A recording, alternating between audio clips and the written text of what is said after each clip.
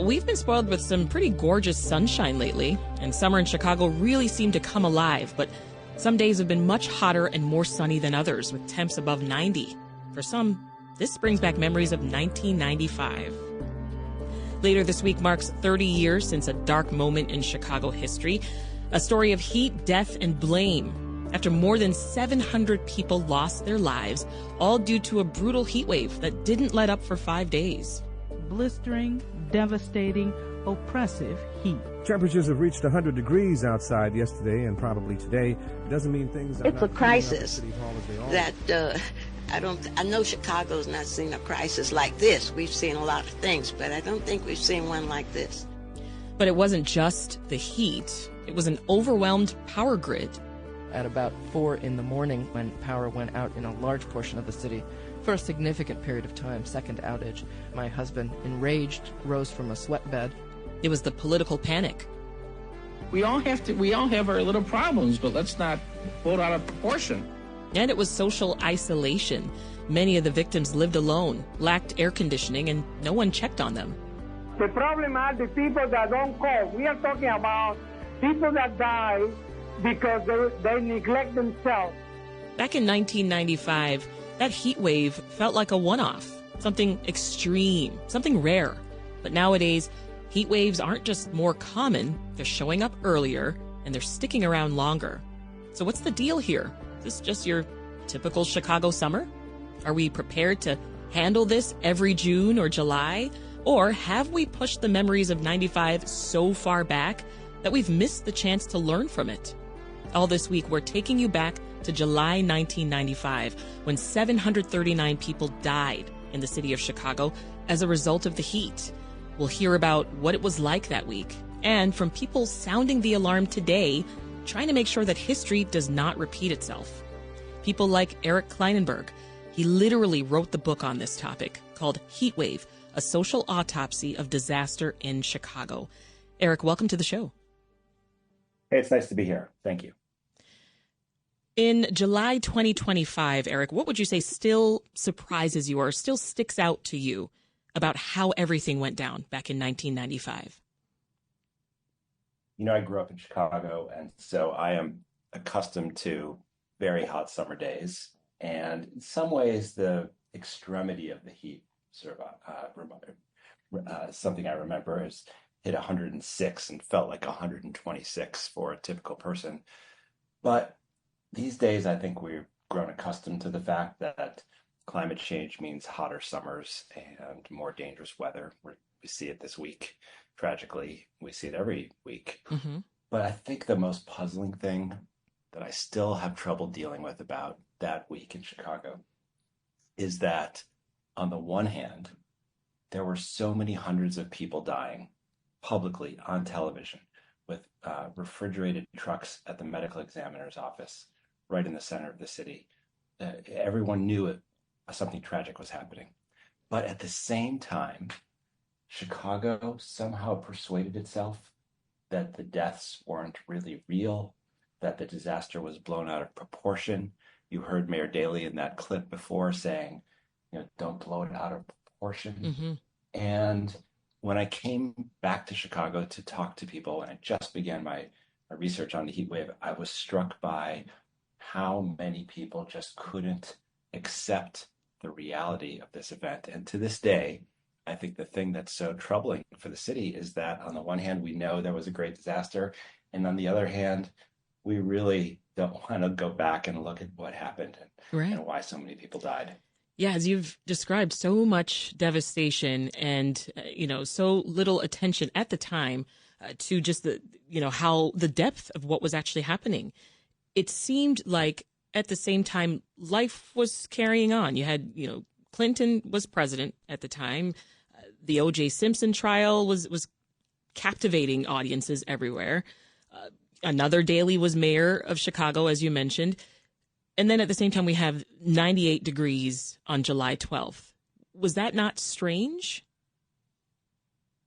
Well, again, as someone who grew up in a lot of hot Chicago summers, I don't think that the city responded to the heat as the public health crisis. It didn't seem that strange. Mm-hmm. And one of the One of the really difficult things about heat waves that makes them different from other disasters is first, the heat is invisible. It doesn't make for spectacular imagery like we're all looking at the pictures with the floods in Texas this week.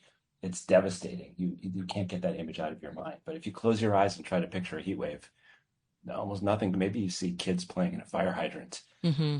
The other thing is that for so many people, the heat is an inconvenience. You press a button in your home, you turn on your air conditioner, and everything seems to go away. Or maybe in your car, or for affluent people, you drive to, some other place where you can get away. That's just a ritual of summer in places all around the world. Right. And so I think for a lot of people in Chicago, it was hard to accept the reality that blistering heat Mm-hmm. and high humidity is not just an inconvenience, it's a lethal threat, especially for people in the neighborhoods in Chicago that are most racially segregated, most impoverished, and have the greatest numbers of people who are alone and in trouble. So talk more then about, some of the things that we could not see that were sort of, beneath the surface. The system here in Chicago was overwhelmed, right, Eric? I mean, the ambulances, hospitals, Cook County Medical Examiner's Office, police even.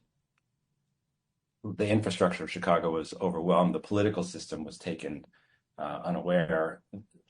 Go back 30 years to that date, and because there wasn't this kinds of conversation about climate change that we have right now, it didn't seem like the kind of threat that called the attention of the leaders of Chicago. The mayor was on vacation, the health commissioner was on vacation, the fire commissioner who is in charge of paramedics was on vacation. Chicago had a heat emergency plan on the books in 1995, but they forgot that they had it, and no one activated it until it was far too late.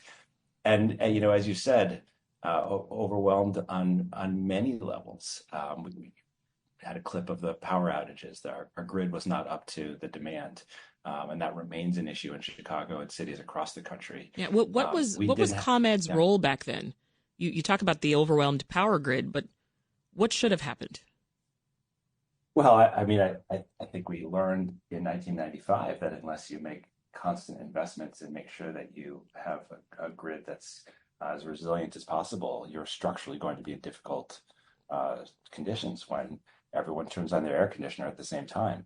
So I think there was a failure of preparation, a failure of investment, but that has been the case for decades in the United States. We have not built 21st century infrastructure in most of the country, and I fear that's something we're really not going to do now with cuts to support for renewable energy sources.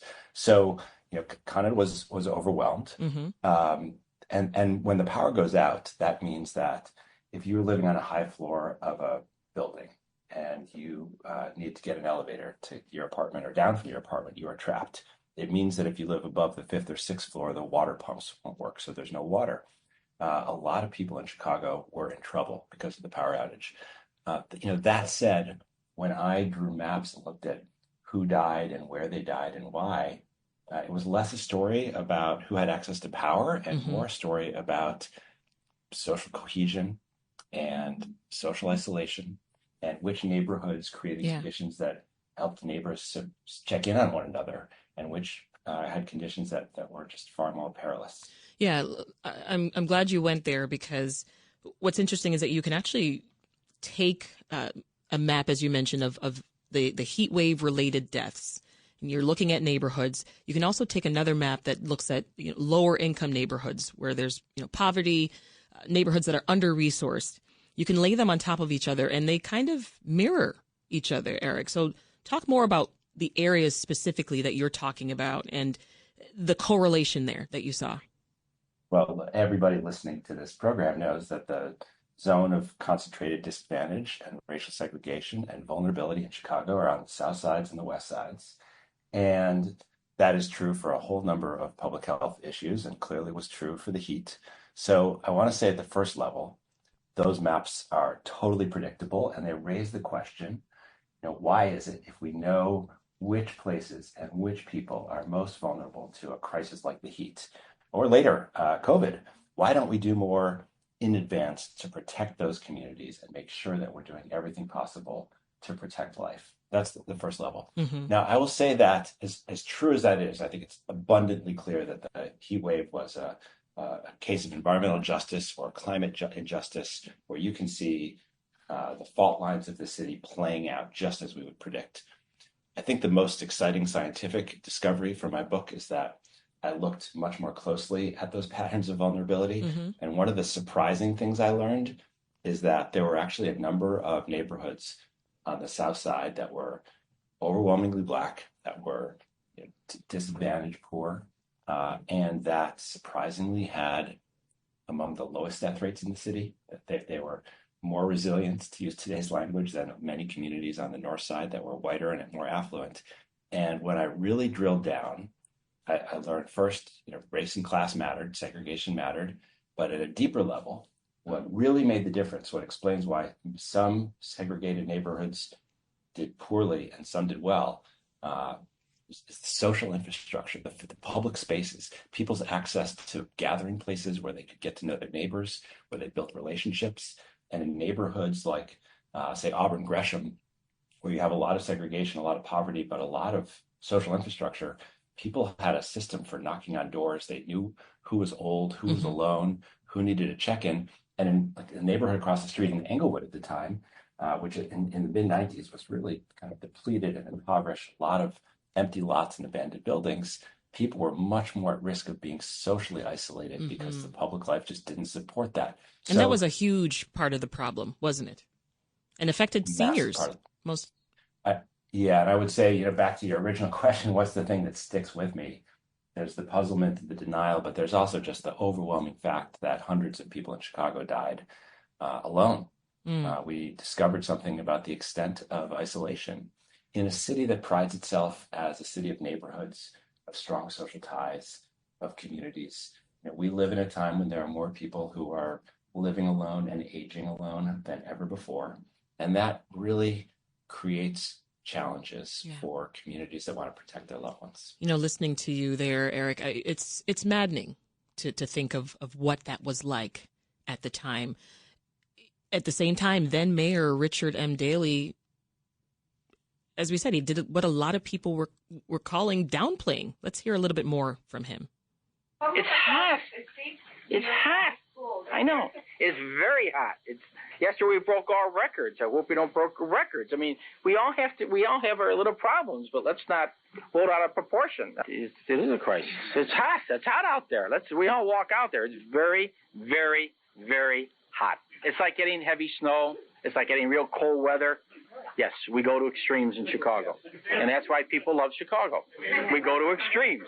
We'll get ready for winter. I mean, I'm ordering all the salt possible. It can be stacked up to the Hancock Center. I mean, we're pulling it in now, but this is extreme, and it's going East Coast, and they're going to have the same thing. You really have to wonder, where some of that seemingly neglect came from too. As you said earlier, Eric, heat waves are not something that you can see, as news cameras can't really show pictures of that other than what would probably look like a fun time for kids playing outside. And it's treated then differently in the media than hurricanes or another major weather event. In this case, with a heat wave, we don't see the threat until it's actually here. And that's too late, right? Well, I mean, that is true, although that's not inevitable. I mean, if you think about what happens when a hurricane is coming towards a city, the weather channels put those color-coded maps on TV for days in advance. We all watch the storm and track it. We learn the difference between a Category 3 and a Category 4. Like it captures our political imagination and our public conversation. You could do the same thing with the heat, by the way. And it turns out that heat waves kill more Americans in typical years than hurricanes, tornadoes, and floods combined. So it does raise the question, why don't we turn the heat wave into a more camera-ready event? There are things we could do. That said, I think what a lot of critics said at the time when Daley sounded so glib and dismissive about the severity of this thing, joking that we go to extremes in Chicago while hundreds of dead bodies were at the morgue in the center of the city. I mean, could you imagine that kind of political response if the 700 people who died were on the Gold Coast in Lincoln Park? No. In Bridgeport. I mean, you could not. It wouldn't have happened. Not imagine that response. And many people I quote in the book were incensed about this. It's why they they named this.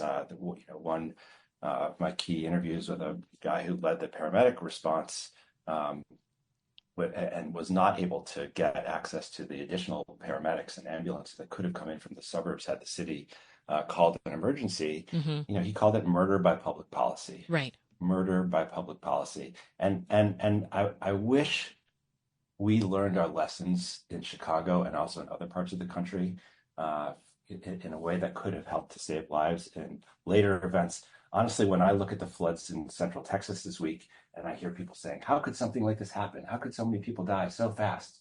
I think, there's a lot that we could have learned to protect life. Mm-hmm. Look, that was a heat wave in 1995 that lasted about 3 days. In Europe in 2003, there was a heat wave that lasted 3 weeks, and the estimates of the death toll are around 70,000. It's just a matter of time before we get a 1 week or a 2 week or a 3 week heat wave in Chicago.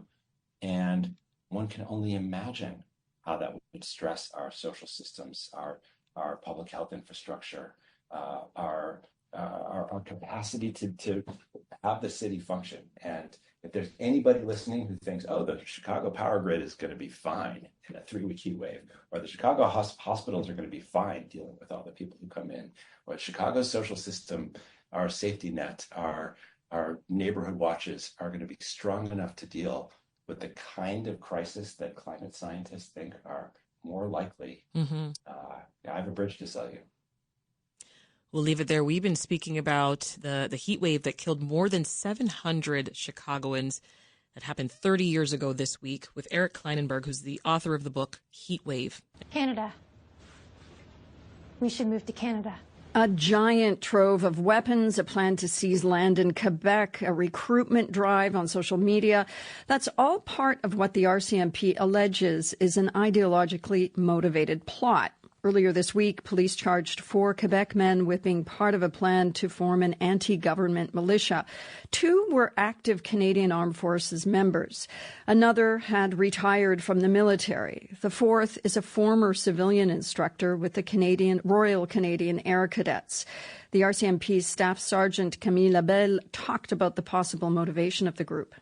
Quite often, we would see a desire to create a new society, a desire to live by different values and wanting to change or create some kind of chaos so that they could take over society to create it and live it the way that they want. Amaranath Amarasingham is an associate professor at Queen's University in Kingston, Ontario, whose research focuses on terrorism, radicalization and extremism, conspiracy theories, and online communities. He's also the author of the study Run Silent, Run Deep, examining right-wing extremism in the military. Good morning. Good morning. Thanks for having me. Pleasure to have you. Does the Canadian military have an extremism problem? I think I wouldn't go so far as to say it has an extremism problem. I could say that they haven't necessarily studied the problem enough to make that kind of a conclusion. I think, the study that you just mentioned that we did was just an initial scoping study to kind of get a sense of the problem, get a sense of how individuals involved in the far right, joined the military, left the military, the experiences they had in the military, and so on. And so even that was a very initial scoping study, which was piqued our interest, I guess, after January 6th insurrection in the United States, where nearly 20% of those charged in the insurrection had a military background. And then we've seen several cases in Canada, like Patrick Matthews and so on, where, there have been either veterans or CAF reservists involved in far right activity, and so it kind of piqued our interest to say, like, what is this relationship? What does this look like in Canada? But the studies of that sort are kind of scant at the moment. I want to ask you more about that, but first, in terms of this case, what stands out to you about these arrests that's maybe different from other extremism cases we've seen involving active or former military members? Well, I think Jess, your previous guest, noted the 2 main things, which is that we've never seen a plot or incident where active members have been involved. It's usually been reservists or sometimes veterans.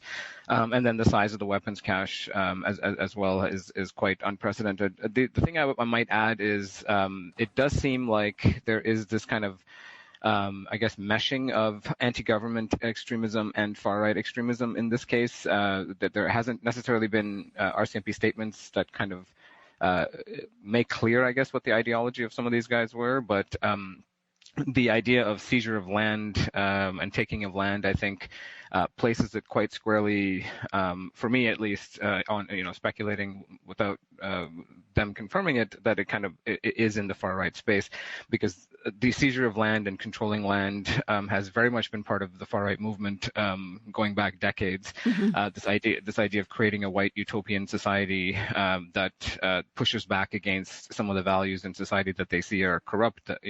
They see the state as basically supporting LGBTQ rights, promoting multiculturalism, immigration, restricting gun ownership, and all these kinds of things. And so there's been a lot of conversation about anti-government and far right as being somehow separate, but there are a lot of movements where anti-government movements are basically far-right groups, and these kind of militias, don't separate those two ideas in their heads, right?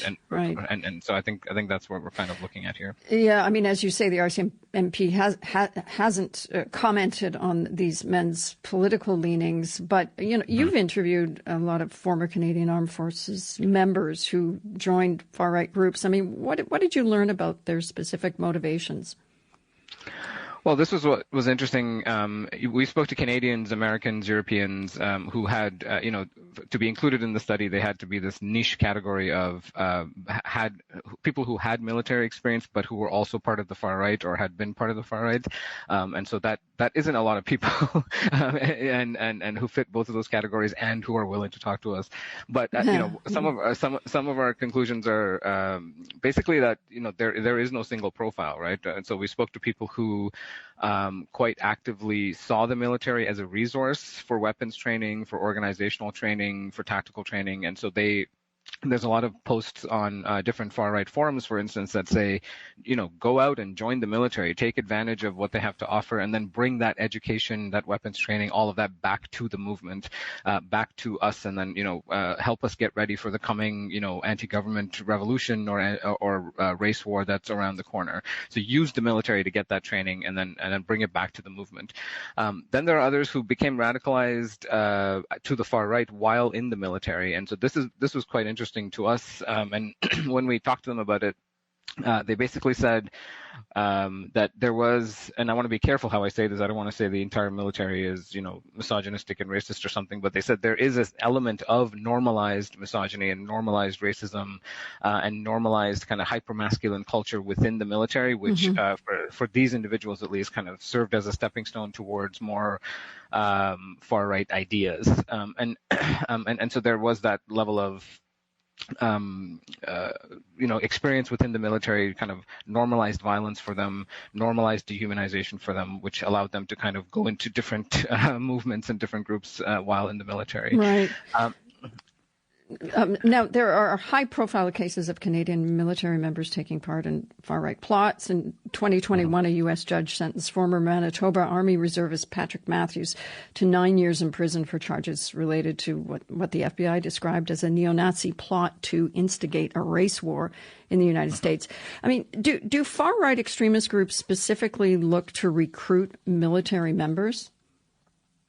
Yeah, I think that kind of what I was mentioning earlier is that they do find the military or people who have military experience to be useful for the organization, right? They have weapons training, they have kind of tactical training, they can train others within the movement on all of these issues, and so they do actively look to recruit. It might be too strong of a statement, but there is a kind of desire to bring in more military trained individuals to the movement. Part of that is this larger trend, I think, in the far right, which is to kind of professionalize the movement. They're kind of tired of being seen as these, like country bumpkin there's been a large trend in the far right to kind of, put away the cowboy boots and put on the suits and put on, become much more professional and elite in their activity, and so that kind of follows that trend as well. Right.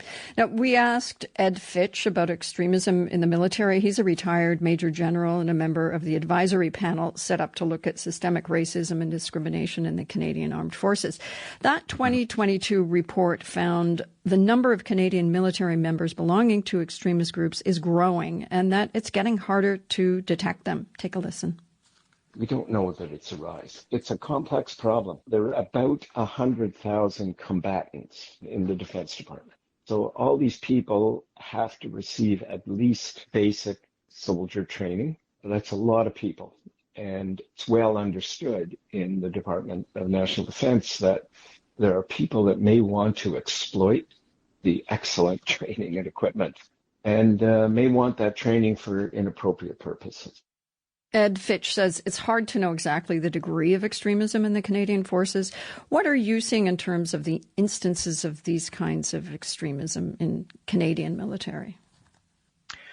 Yeah, I mean, he's right that it's a little bit more complicated than, say, if you find an ISIS supporter, an Al-Qaeda supporter, where the ideologies, number one, is a little bit more coherent, and number two, it is a listed terrorist organization, so you have kind of resources that you can use against these individuals. But when we're talking about the far right, as just your previous guest mentioned, it kind of runs the gamut between someone who's looking at incel ideology to accelerationists to old school neo-Nazis, skinheads, and so it's a bit more complicated, and we don't know where some of those lines exist between he posted a racist comment on a Facebook forum, or they are actively plotting to seize land, and so right. And sometimes who gets to deal with those different categories of offense. Sometimes it's dealt with internally in the military. Sometimes it gets elevated to more federal policing if it's a terrorism case. Right. And so it just becomes a lot more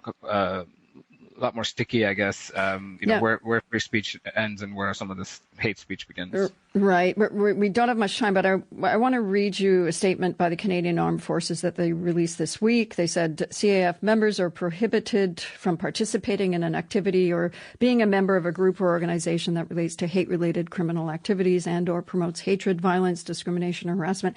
Very quickly, if you can, is the Canadian military doing enough to combat extremism in its ranks?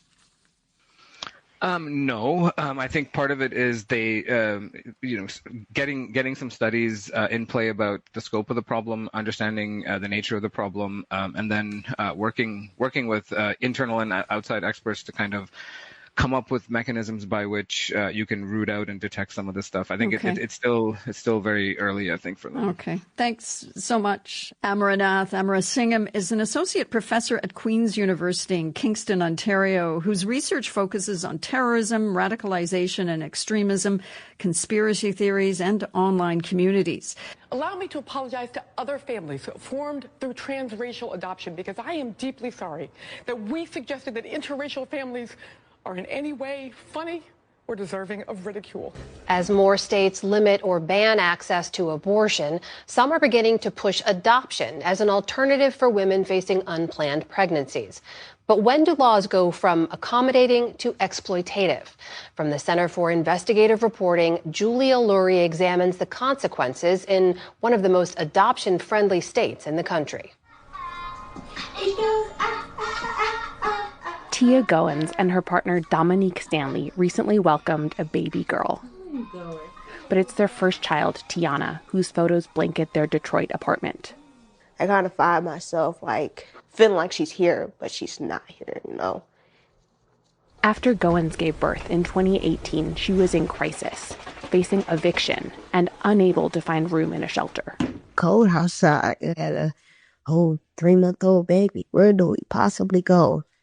Desperate, she looked up adoption agencies and found Utah-based Brighter Adoptions. Hi, my name's Sandy Quick. I am the owner, founder, and director of Brighter Adoptions. We are a representative for Brighter Adoptions offered to fly Goins from Michigan all the way to Utah and said that they pay her cash after she gave up her child. Online, Sandy Quick's agency, like many in Utah, offers housing and cash stipends, targeting struggling, expecting mothers across the country.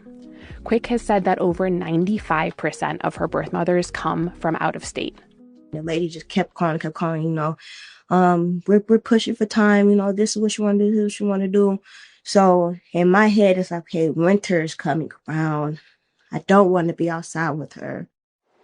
Now facing homelessness, Goins and her 3-month-old baby, on the same day they were evicted, boarded a flight to Utah, paid for by Brighter Adoptions. The babies that adoptive parents most want to adopt are a rare commodity. There's actually an acronym for it, AYAP, as young as possible. Melinda Seymour, a law professor at Texas A&M who studies adoption, estimates there are as many as 2 million hopeful adoptive parents competing for just 20,000 newborns every year. Just moving her away from her support system is a great way to make a birth mother feel isolated and alone and helpless, all of which are a great mindset for the adoption agency to get a consent form. Each state regulates adoption differently. States like New York and California give birth mothers 30 days after signing adoption papers to reconsider their decision. But states that are known as adoption-friendly, like Utah, expedite the process by, for example, making adoption irreversible as soon as the birth mother signs. When states decide that they are going to be adoption-friendly, they're trying to make adoptions as quick as possible, as inexpensive as possible, as soon as possible. As a result of these laws, a cottage industry has emerged to fly in potential birth mothers to adoption-friendly states and charge a premium to adoptive parents. There's a lot of money to be had in adoption, and money can trump everything. Christine Watkins, a Utah state representative, tried and failed to pass adoption reform to protect birth parents. So many people's understanding of adoption is just this beautiful, benevolent thing. Mm-hmm. And of course it can be that, but people don't necessarily think about it as an industry. It is an industry, yeah. Basically because the state allows it. We don't have any laws that prohibit it. Over the past decade, dozens of states have introduced adoption-friendly legislation. Georgia, Kentucky, and Indiana have all shortened the period during which a birth mother can change her mind. In Goins' case, things were moving fast. Soon after landing in Utah, she met the people who wanted to adopt her daughter, a white couple from Mississippi. But immediately, she had second thoughts. I text Sandy and told her, I'm kind of starting to change my mind a little bit. This might not be something I want to do. But the morning after, Brighter Adoption staff showed up at her hotel with the final paperwork. It all was just happening so fast. It's not something I wanted to do. Why they still wanted me to sign? Then I'm like, if I don't do this, where am I going to end up? The forms waived her rights to protections in Michigan, where Goins would have had up to 5 days to change her mind. So it was like, what do I do? What do I do? So I just didn't want her to be homeless with me. Just 2 days after landing in Utah, Goins reluctantly signed her baby over to the adoptive parents. I didn't really hold her. I didn't really tell her goodbye. I didn't kiss her. They didn't give me a chance to talk to her. So they just came and got her. On the way to the airport, Quick handed Goins $4,000 in cash. Quick said the money was for Goins' future expenses, but Goins wasn't expecting that much, and the whole process doesn't sit well with her. A lot of people say it's like you sold your baby. I did not sell my baby. I think that people took advantage of me for my baby. Sandy Quick did not respond to multiple interview requests, but did send an email saying the agency makes sure that birth mothers fully understand the implications of adoption. She added, "I am someone who ends up filling these gaps where our social safety nets fall short." Now back home, Goins said she immediately regretted her decision. But Michigan officials could do nothing to help, since the adoption was in Utah. If she'd been able to slow things down, she'd probably still have her child with her. Susan Duza-Gar-Alexander is the clinical director at PACT, a California nonprofit that provides abortion, adoption, and parenting resources to pregnant women. She says women in crisis become much more vulnerable in unfamiliar surroundings. The minute she said, I'm not sure that I want to do this, I'm not sure that I can do this, I mean, that should just call a full stop, full halt. Domestic private infant adoption in America toes that line of legalized trafficking anyway. It would be very easy to cross over that line. Ashley Mitchell is the director of Knee to Knee, which runs support groups for birth parents. Because the agencies are watching us, we try and be as quick and discreet as possible. Her family spends some Sundays at the apartment complexes in Utah, where adoption agencies house birth mothers, passing out leaflets to ensure that the women know their rights. We want them to know that they have the right to change their mind, that they have the right to go home if they want to go home. I think we got them all. The professionals that fly the women here, 100% count on them not knowing what's available to them. In confusion, there is profit. If you can move a birth mother to a different state and take advantage of more favorable laws for your client, why wouldn't you? Seymour, an adoptive parent herself, emphasizes the good that adoption can do, if it's done ethically. I'm not anti-adoption by any stretch of the imagination. Adoption has a function to play for the benefit of children, and we are failing in that endeavor. She says Congress has done little to regulate adoption because it's been seen as a personal family matter, rather than as an industry. If you classified adoption as commerce, then Congress would have the power to regulate it as it goes across state lines. Goins has not seen her daughter for more than 6 years, but she still regularly sends her packages. She doesn't know if her daughter receives them, but she keeps a record of the gifts, so that one day her daughter will know she was thinking of her. For PBS NewsHour and the Center for Investigative Reporting, I'm Julia Lurie in Detroit. Hitler had the supreme fascist state. And what was he worried about in Europe and in Germany? He was worried about white genetic annihilation. What is everybody in Europe worried about now? White genetic annihilation. Our next story is about something that seems personal and deeply private, and it is, but it's also something that has huge implications for economies and cultures. It's about the decision to have kids. It turns out that people all over the world are choosing to have a lot fewer babies. In many countries, including the U.S., there aren't enough children being born to maintain a stable population.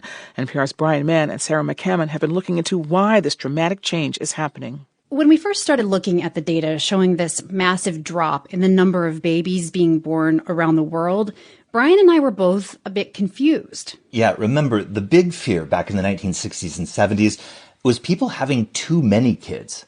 No intelligent, patriotic American family ought to have more than 2 children, preferably 1. If you're That's Paul Ehrlich, a famous scientist. He warned of a population bomb during that 1970 interview on WOI-TV. He called for a government campaign to convince Americans big families are dangerous. You get a scene which shows Los Angeles in the smog, and it just says this city has a fatal disease. It's called overpopulation. But now, all these decades later, things have changed so dramatically. It is baffling and alarming many of the experts who study this. We're actually really facing the question of depopulation. Melissa Carney is an economist. She studies population trends at the University of Notre Dame. All over the world, especially in high-income countries, the birth rate has very quickly plummeted in a sustained way. If you're listening to this story in a traffic jam or on a crowded subway, fewer people might actually sound like a really good thing. But people studying this trend say it's accelerating, and they think all kinds of things could start to unravel as populations rapidly age and shrink. In many countries, it's already harder to find young workers. Innovation and demand for goods could stagnate. Pension and Social Security programs could buckle. Now, the truth is, economists don't know for sure how all of this will play out. The world has never seen the kind of population decline that many researchers say is now inevitable, but Carney thinks it'll be huge. This demographic issue is poised to potentially remake so much of our society in a way that people just don't seem to be thinking about. Women around the world and here in the U.S. are having roughly half as many children on average compared to women in the 1960s. That's according to data from the United Nations and the Federal Reserve. And here again, researchers aren't sure why. Some experts think maybe it's a question of affordability, the rising cost of raising children. Others point to things like social isolation, fears about the planet's future. But one leading theory is that this is really happening because of something most of us would consider positive. Lots of young people, especially women, just have more freedom and economic independence, and they're making very different decisions about their lives. Hello, I'm Ben. I'm Sarah. Sarah and Ben Brewington live in Los Angeles. They're both 35 years old. Been together since high school. We started dating senior year. After getting married, they moved to LA, and they kind of did everything you'd expect from a young couple. They built good careers, they bought a cute house with a garden. This year is probably our best year of tomatoes. Normally, we don't get enough to try to make. And Sarah told us for years they assumed their next step would be kids. It just seemed like the normal thing to do. And then I started thinking, what do I want? So they held off for a year, then another year. And they were surprised by the gradual discovery that children were just not part of the plan anymore. It's a resounding no. It's not something that I'm interested in or want. I don't feel guilty about it at all now to say, I don't want kids. And here's the thing. Researchers say what Ben and Sarah are doing, having fewer babies or opting out of parenting altogether, this is becoming more and more common. What's interesting about the United States is we're sort of a latecomer to this game. That's Philip Levine. He studies population trends at Wellesley College. We called him to help us think through the scale of this change and what it means. In the rest of the developed world, in high-income countries, the birth rate's been falling for decades. And Levine gave us a really simple way to think about all this. He uses a number that researchers call the total fertility rate. Total fertility, that is a technical term, of course, but it's used by scientists to predict something important. The number of babies each woman will have over her lifetime. And for a population to remain stable, so we're talking just flat, no growth, no decline, every woman would need to have an average of 2.1 kids. So you need to replace yourself, you need to replace a partner, and you need a little extra for mortality. But here in the U.S., the total fertility rate has been dipping below that 2.1 line for decades. And after 2007, the number of births per woman began plunging. In 2023 and 2024, the U.S. hit record lows of 1.6.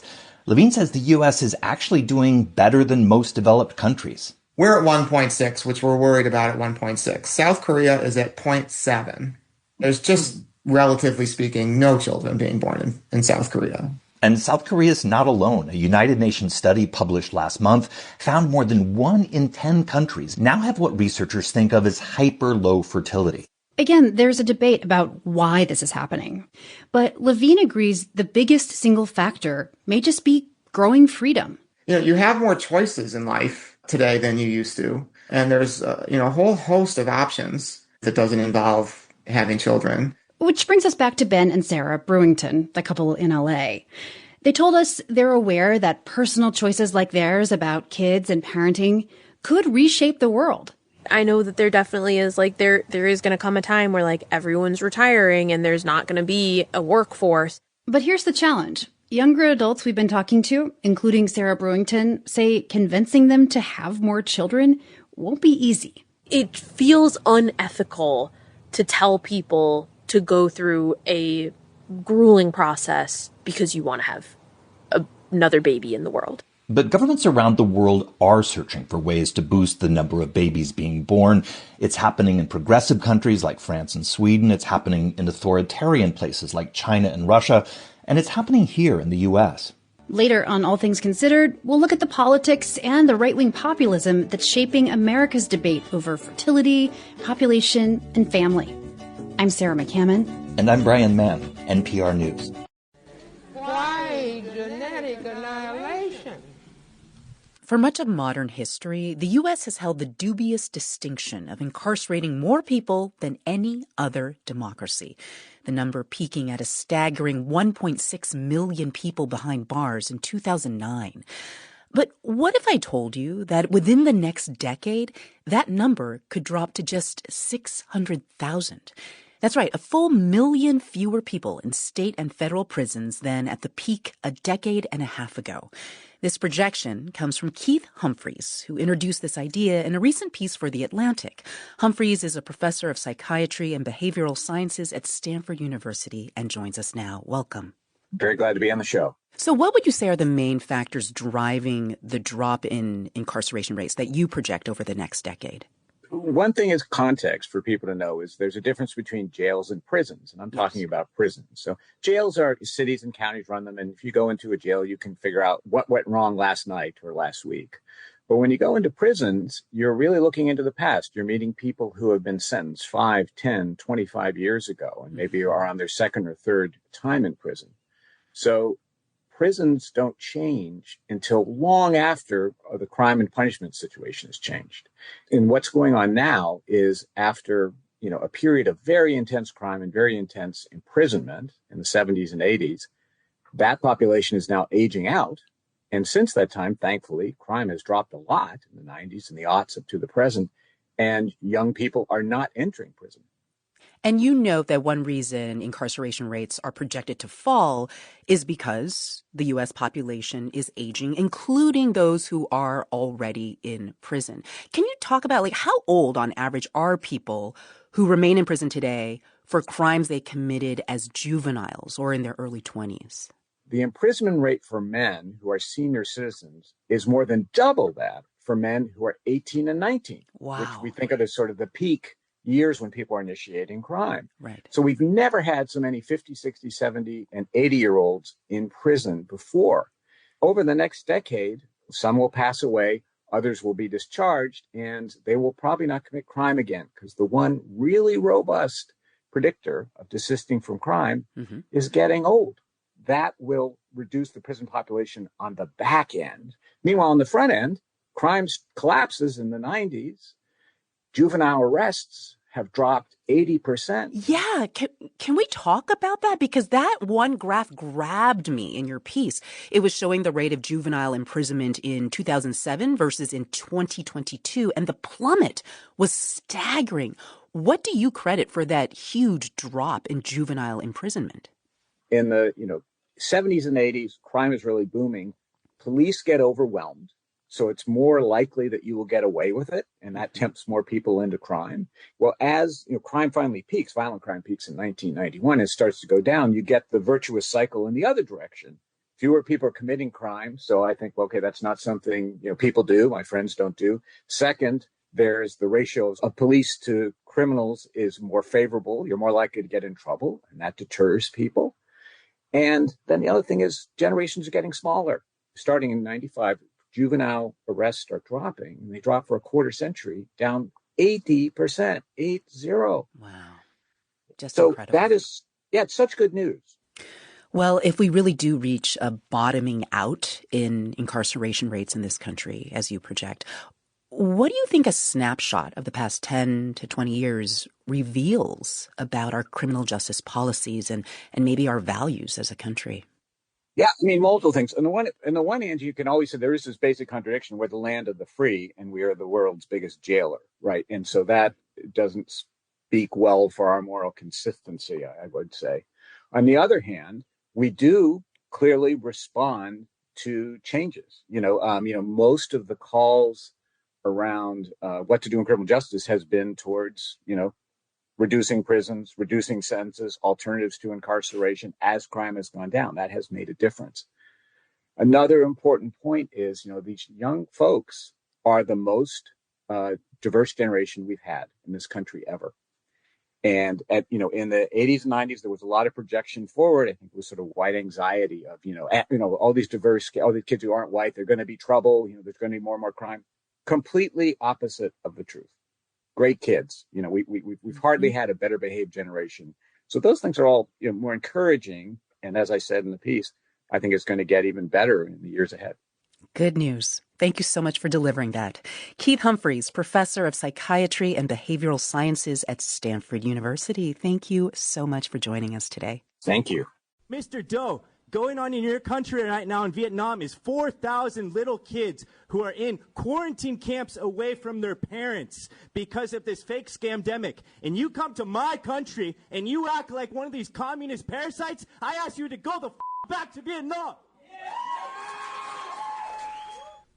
Lord. During the pandemic, some local school board meetings turned into political war zones. But after COVID faded, what happened? Well, a new study from Princeton has some answers. NPR's Frank Langfitt reports.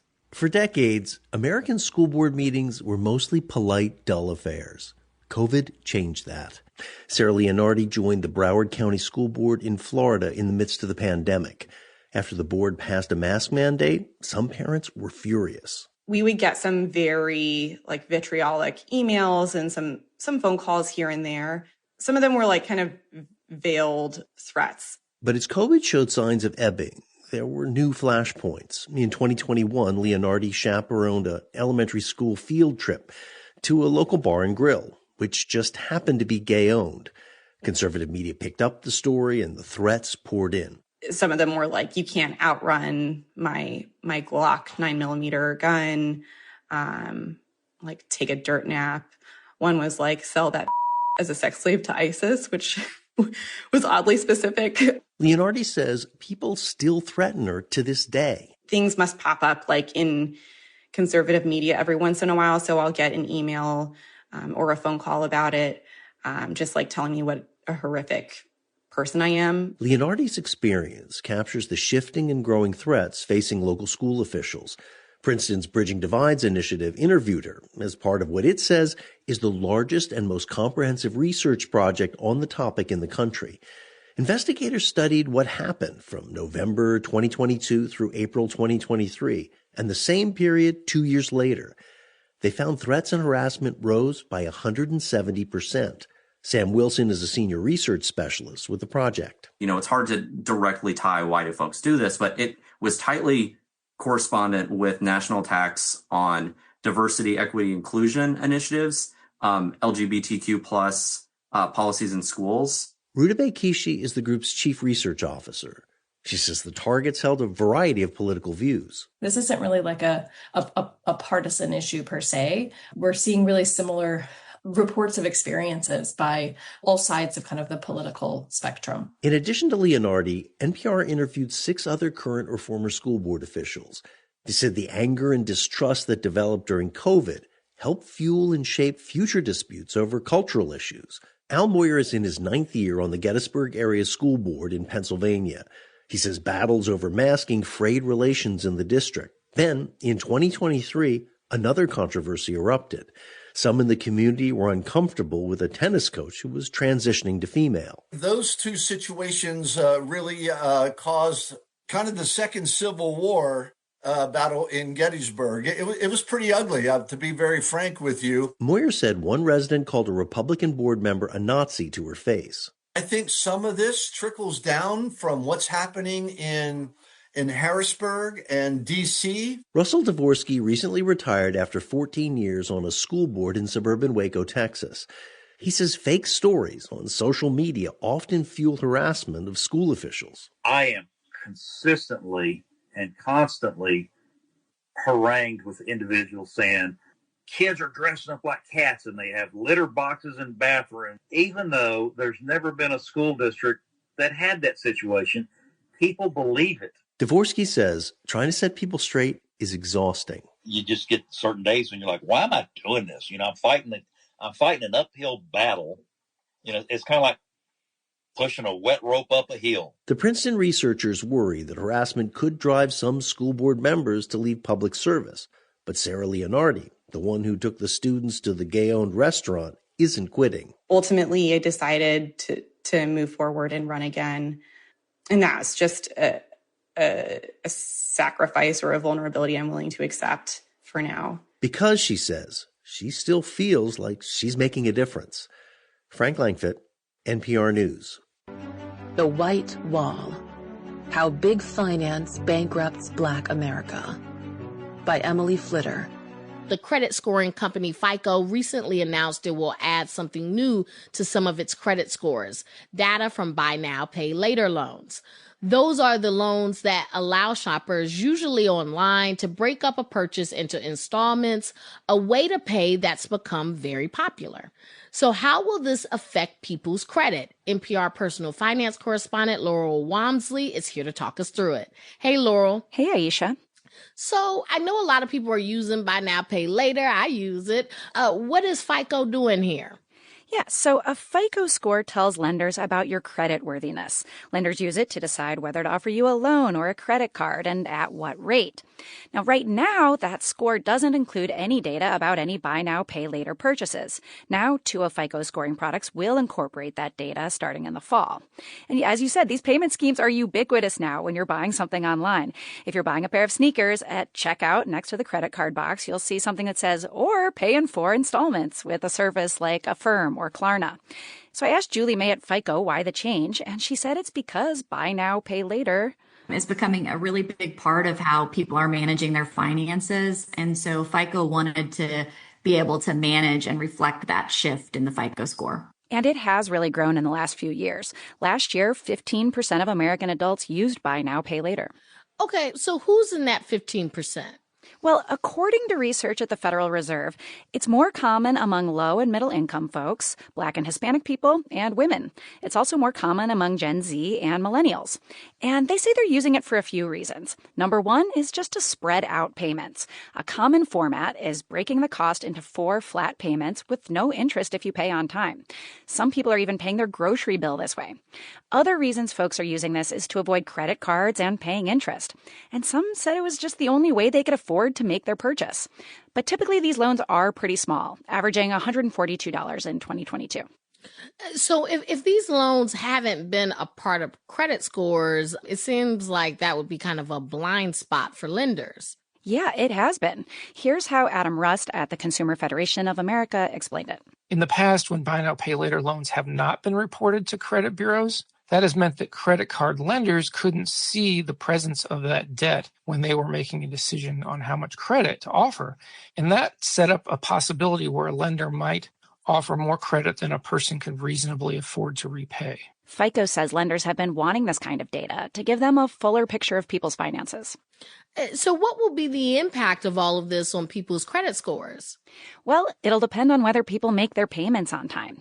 If you do that, it should help your credit on the FICO scores that use it, as long as the payment service shares that info with the credit bureaus. But if you miss payments, that can now ding your credit. And more people have been making late payments. Almost a quarter of people using these services made a late payment last year. So taking a step back, do we know how using buy now, pay later tends to affect people's finances more generally? Well, Rust at the Consumer Federation of America said several studies have shown that most people use buy now, pay later sporadically and not as their primary form of credit. Even though people are using these loans a lot like they use credit cards, though, they don't offer the same protections, especially around disputes. For instance, consumers have had issues where they cancel an order, but they can't get refunded by the seller, and they're still on the hook for payments to these third-party companies. The Consumer Financial Protection Bureau had actually issued a rule last year that essentially treated buy now, pay later lenders the same as credit card providers, giving consumers more protection. But in May, the Bureau, under the Trump administration, said it was pulling back from enforcing that rule. That's NPR's Laurel Walmsley. Thank you so much for joining us. You're welcome. Thanks for having me. Now, that even sounds like this might be a food desert type environment where the Black people reside in Milwaukee. I don't know. Is that the case? Is Milwaukee a food desert? Oh, man. Man. You are very right about that. And I know we're talking about my current film, Something in the Water, but my next film is actually about food insecurity in Milwaukee. There are 13 food deserts in Milwaukee. And with Milwaukee being so segregated, most of them reside in the Black and brown neighborhoods on the north and south sides. People on Milwaukee's north side holding an emergency town hall this evening after Kroger announced several pick and saves in the metro Milwaukee area will be closing. And that's happening pretty soon. The closures were announced 2 weeks ago, but it's not enough time. It wasn't clear when those doors would shut. Christina Van Zelst is live in studio tonight. People had a meeting. They're scrambling to find another place to shop.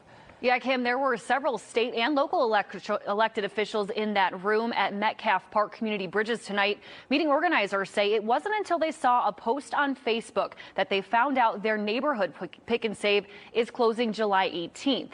They say the community needs more time to adjust. Our community deserves a grocery store. That was the message at this emergency town hall Monday. I thought it was convenient. That's why I moved over here close by it.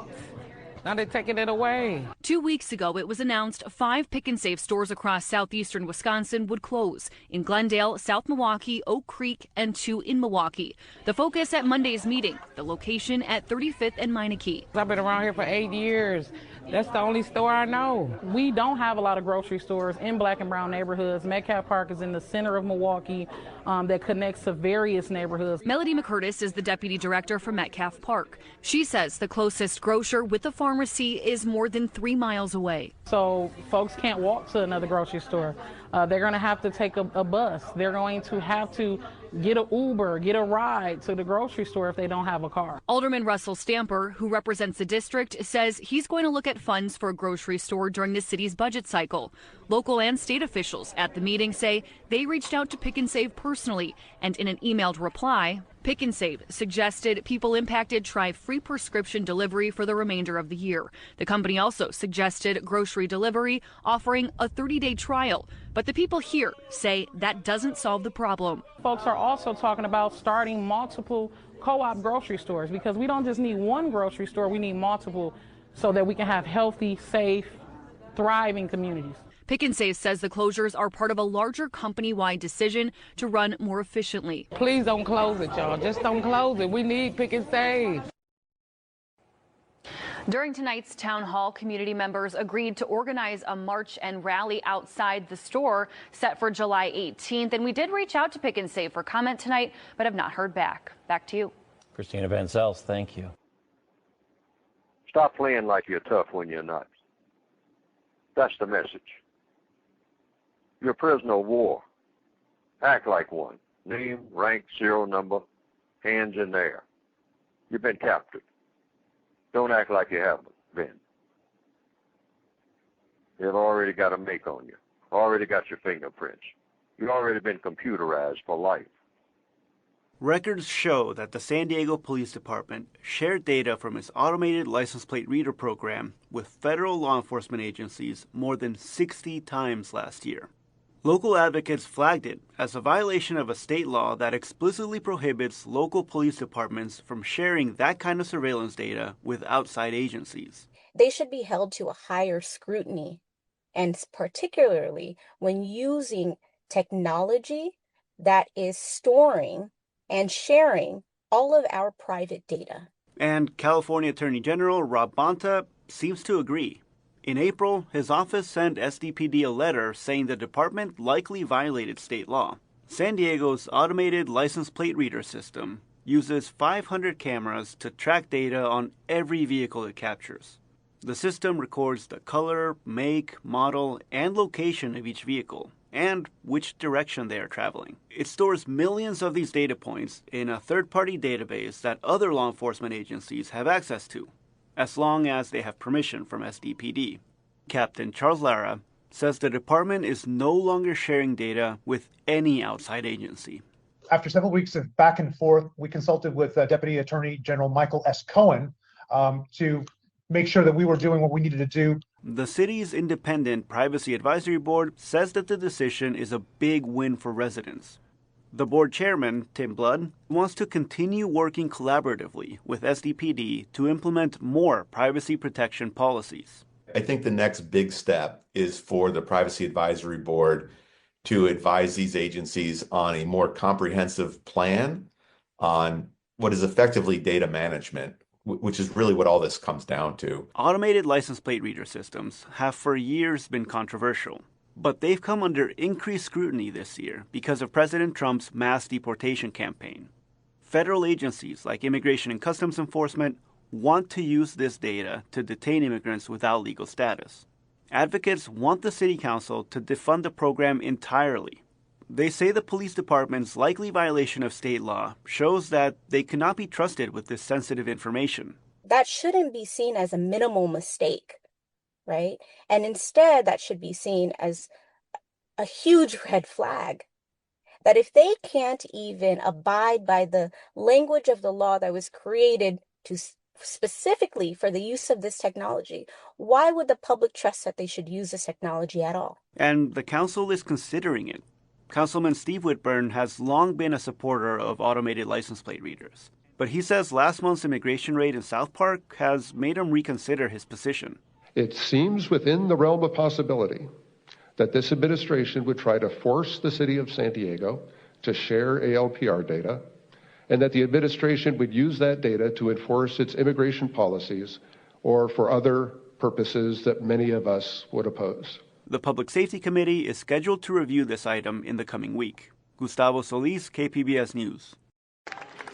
Let me say something that gets to the very crux of the matter, and this may be offensive for some to hear who are not on the side that we're on. White people, we have been the problem for 400 years. Say that again. Let me say it one more time for those of you who didn't hear me. White people, we have been the problem for 400 years. A 36-year-old man from Maryville is set to spend the rest of his life in prison. His crime? Plotting to kill FBI agents. A judge handed down that sentence today for Edward Kelly, who first made headlines for storming the Capitol on January 6th. 10 News anchor Brittany Bailey has been following this case and spoke with Edward Kelly several times leading up to today in court. Brittany? Well, John and Robin, we also did hear from Edward Kelly today in court, but he wanted to focus more on the past rather than today's sentence. He urged the judge to reconsider his earlier ruling that this FBI kill list case would not be covered by the president's pardon. Now, what Kelly did not do was address any of the victims from his list who were in court today or express any remorse. And that was a theme we heard from prosecutors throughout this case. They say Edward Kelly felt he was acting as a patriot in preparing for civil war. So he targeted the law enforcement officers who were investigating him for his actions on January 6th.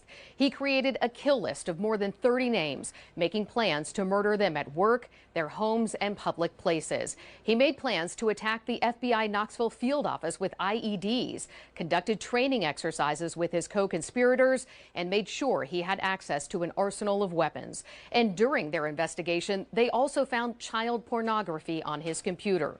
Throughout all of this, prosecutors have maintained that Kelly has shown no remorse, as we said, and they cited some of the conversations he had with me from jail. And today in court, Kelly also referenced our conversations, saying he was talking about January 6th, not this case, when he defended his actions. And he also told me prior to today, he does plan to appeal, and he asked to be released from jail pending that appeal, but a judge denied that request today. And Brittany, explain the range of people you saw in that federal courtroom today for the sentencing. Well, John, 13 of the people who were on that kill list were in court today. 3 of them gave victim impact statements. 2 had them read on their behalf. They all described living in fear after learning they were on that list, some buying expensive security systems, others moving out of their homes, but all say this has forever changed their lives. John and Robin. All right. Brittany, thank you.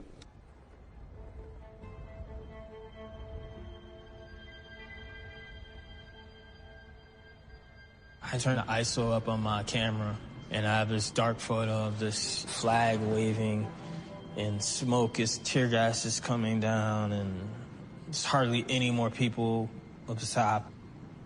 It just was weirdly over.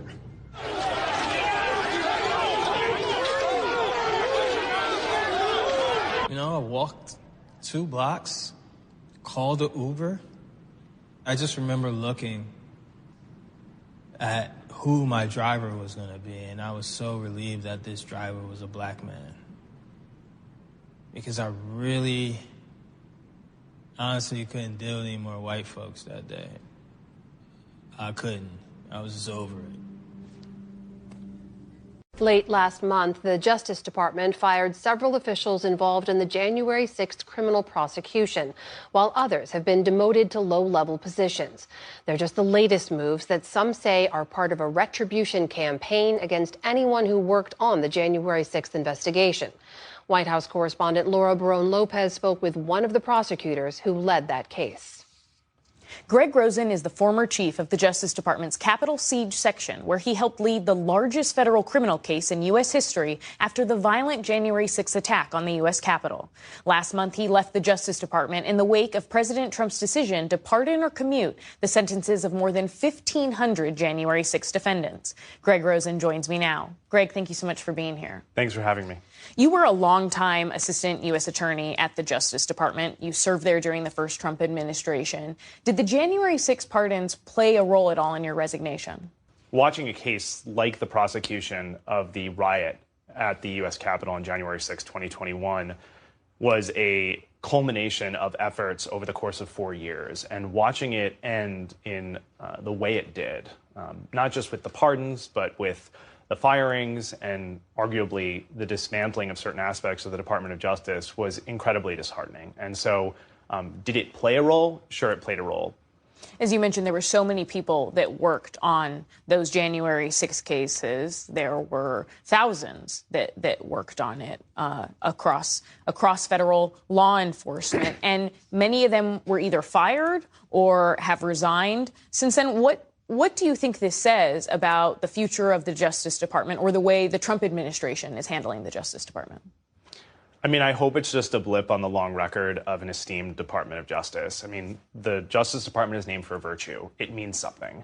And to have individuals leave the Department of Justice because not only the priorities of the department have changed, which is totally permissible from one administration to the other, but to see it done in this fashion is, incredibly, to say the least, disappointing. I want to ask you about a recent Trump administration hire, Jared Wise. He's a former FBI agent who participated in the January 6 attack on the Capitol. He was charged by the Justice Department for encouraging the mob to kill police officers. He was subsequently pardoned by President Trump. But now he's an advisor to Trump's Justice Department, working on what's called the Weaponization Working Group. What kind of message does it send that this person who participated in the January 6 attack is now inside the Justice Department? Political views are now something that are subject to attack in our republic. And part of America is having that ability to dissent, having that ability to sort of freely speak on these issues. So I think it sends an incredibly dangerous message. I think it's also incredibly hypocritical. This administration has consistently talked about backing the blue and ensuring the protection of law enforcement. So to hire somebody who was accused, and at the time, remember, this was a public trial with public exhibits that was vetted by a federal judge. At the time, having an individual who is alleged to have said, kill him, kill him, kill him, and encouraged political violence against police officers, to hire that person to the department sends exactly the opposite message that I think the department was trying to convey. This week, the Justice Department announced that it's investigating former FBI Director James Comey and former CIA Director John Brennan. The president was asked if he wanted to see both of these men, quote, behind bars, and here's what he said. I will tell you, I think they're very dishonest people. I think they're crooked as hell, and maybe they have to pay a price for that. I believe they are truly bad people and dishonest people. So whatever happens, happens. What do you think these probes into Comey, into Brennan, say about how the Justice Department's powers are being used against the president's perceived enemies?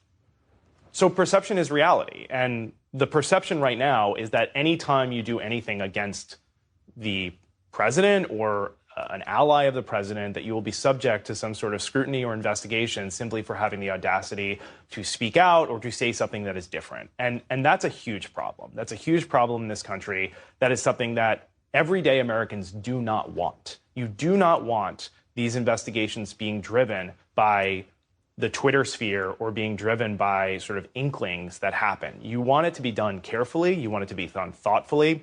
I don't know anything about these probes, but if a career prosecutor or a agent with the Federal Bureau of Investigation or anybody looks at it, they're going to want to do so carefully and with the appropriate guardrails to make sure that it's not being abused. When you look back at the prosecution that you led into the Capitol riot and all of the work that you, as well as other FBI, DOJ and FBI officials did, what do you want the public to understand about this investigation and those prosecutions? What happened on that day was horrific on a number of levels. And one of the takeaways of what happened on January 6, 2021 was not simply that there was violence. It was not simply that it was a protest rung amok, which is something I've heard. It was a full-blown, full-scale riot, which happened to coincide, intentionally so, with the peaceful, or what was supposed to be the peaceful transfer of power from one administration to the next. It had nothing to do with who the incumbent was. It had nothing to do with who the incoming president was. It had to do with the use of force against the United States government and a mob that assaulted what is arguably the most important legislature in the history of the world. So my takeaway is that type of political violence just cannot occur in this country. President Trump is now comparing ongoing protests against ICE, against the deportation actions he's taken, to insurrections, to the January 6th insurrection. Does that undermine at all the work that you did, the convictions that you and your team sought? I don't know if it undermines it. I don't think they're comparable.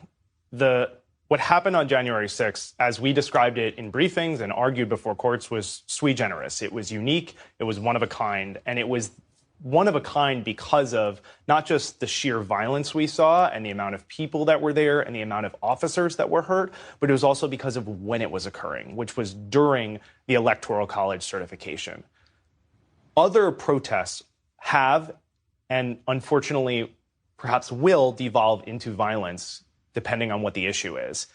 That is also deplorable. You cannot have circumstances where people are using force against police officers who are doing their job. That is a consistent drumbeat, and I will be consistent about that. But protests in isolation or violence in isolation is not what we saw on January 6, 2021. Greg Rosen, thank you for your time. Thanks for having me.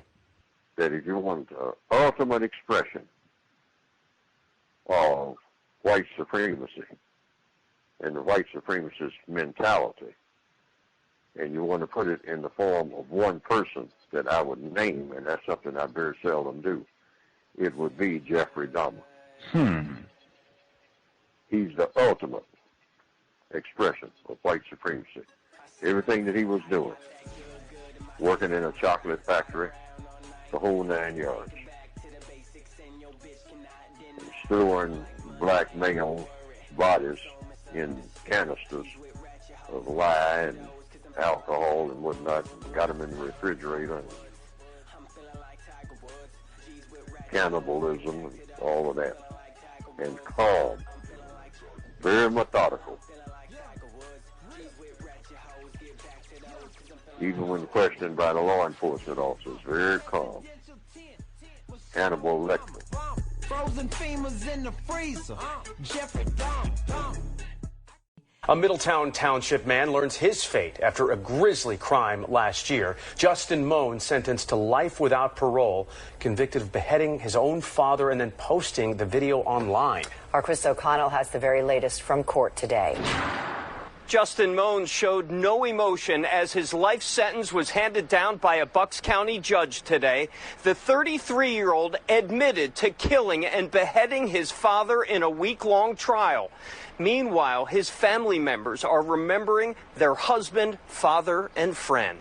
This defendant, Justin Moan, will take his last breaths within the four walls of the correctional facility, and that's where he'll die. Life in prison without parole for Justin Moan. The 33-year-old Levittown man found guilty of murder and terrorism after the January 2024 shooting and decapitation of his father, Michael.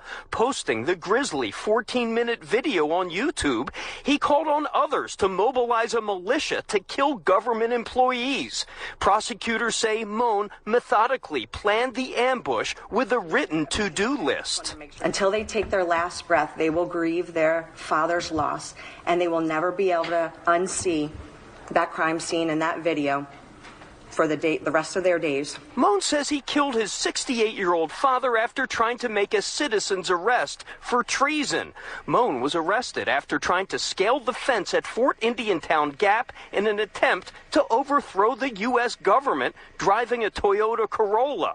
Moan, who spoke at his sentencing, suggested he be included in a prisoner swap with Russia. Whether or not he was going to apologize for anything, any remorse that he might have felt, that was up to Justin, and Justin made his feelings known to the court. Michael Moan's wife held a picture of her husband in court, and two other children gave gut-wrenching emotional impact statements about how much they missed their dad, who had a love for guitars, his family, and his engineering job with the U.S. Army Corps of Engineers. They say despite his troubles, his father tried to help Justin over the years with mental health counseling and financial support. Moan chose not to pursue a mental health defense and still avoided the death penalty. I think the mental health system has some things that it needs to address. I think that there was a lot of choices that Justin had to make, and the choices that he made in this case ultimately resulted in the verdict that he got. Most importantly, we heard about the type of man he was, the loving husband, the amazing father, the brother, the nephew, the friend. And that's really what this case is about. It is about that family's loss. Moan will spend the next 30 days in the Bucks County Jail before being transferred to a state prison. It is not clear if he will appeal his conviction. In Doylestown, Chris O'Connell, Fox 29 News. Not anomalous behavior out in Bucks County, Pennsylvania. That's what I said. We had talked about that before, like buck and bucks. It is, the phrasing is so ubiquitous in the verbiage of white supremacy racism. Did they have people heard protests in the Pennsylvania area like, hey, we got to get a new county name. We can't do the B word. Come on now. It's 2025. We got to get a new name for the county. Have people heard that in Pennsylvania? Let me know. Worthless Negro from Virginia, Gus T. Renegade, in for another broadcast, hopefully to share constructive information on the global system of white supremacy. Today's date, Saturday, July 12, 2025. So I have been told. We will be here tomorrow. Normal broadcast time as usual, 8 p.m. Eastern, 5 p.m. Pacific. As always, medical apartheid. That'll be tomorrow. Make sure if you miss the broadcast or what have you, say, man, Gus, I can tolerate hearing you about once a week. So just, give me like a thumbnail of one lesson, if it's going to be anything constructive tomorrow with your medical apartheid guest and all. What's one constructive thing you can tell me from all that? If you have a black person, non-white person, victim of racism, and you care about this person, a little bit, you'd at least like them to be around for, at least the rest of the year. We won't get to 2026, but you'd at least like them to hang around for a few more months.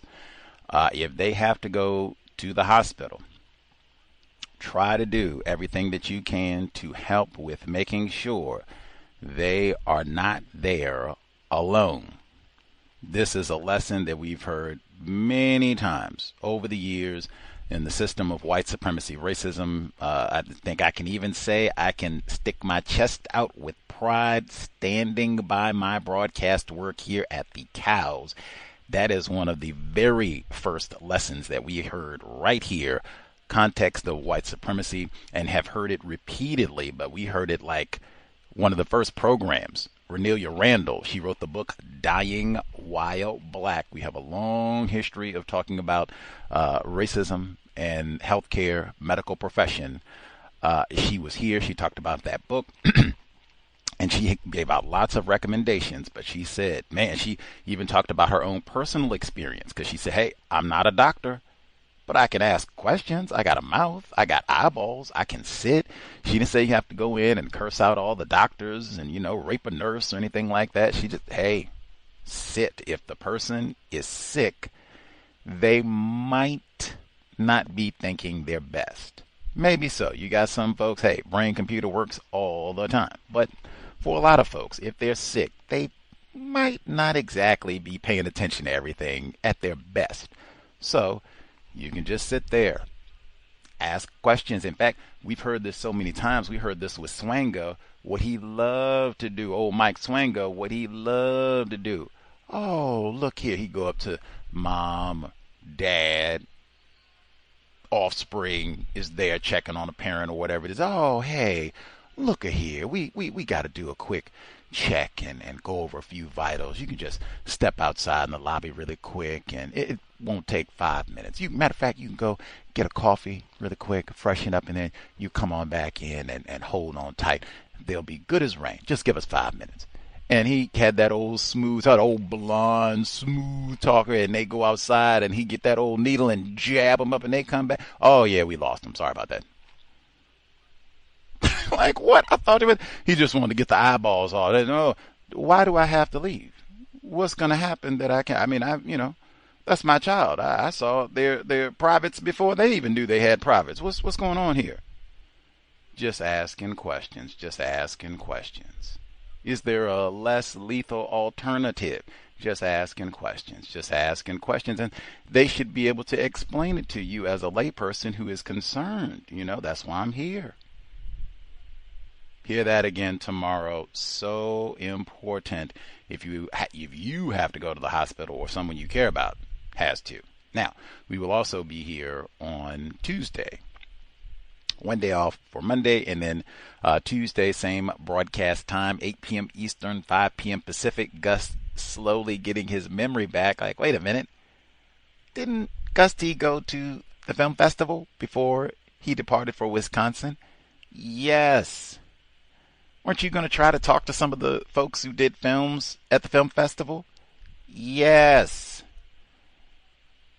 Interruption in there, I think, Sade C. Robinson murder trial was a little bit more important. Like, just the scheduling of all of this has been, I'm at a loss for words. But at any rate, the Seattle International Film Festival did happen, and we will go back down memory lane like, oh yeah, we were supposed to talk to some of those folks and have the time now that we're back from Wisconsin and not at the murder trial.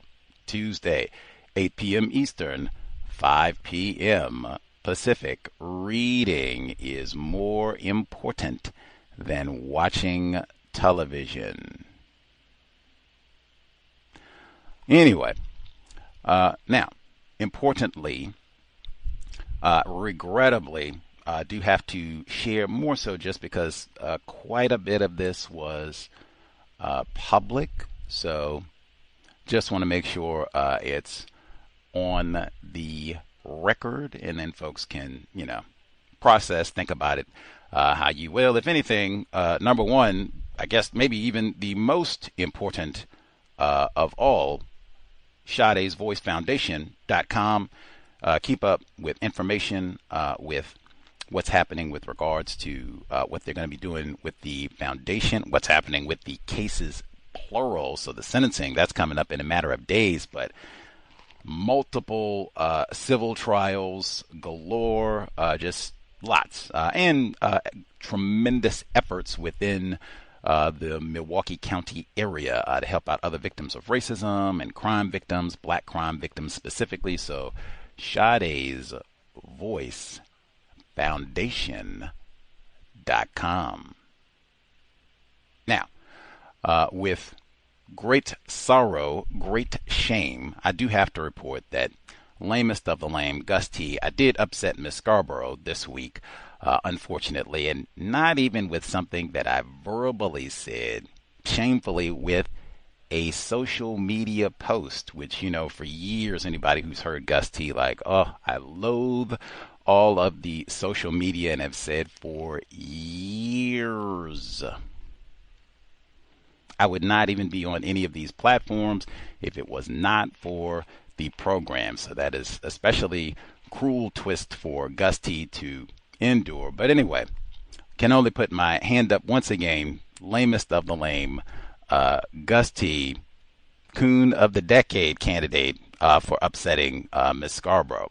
If anything, even made me go back and regrade, because I had said, right, second most constructive travel experience that I've had with regards to counter racism, or really just travel period, second most constructive travel experience that I've had, with the exception of California, learning a lot, lots of just information about the system of white supremacy racism, and learning the trial in and of itself.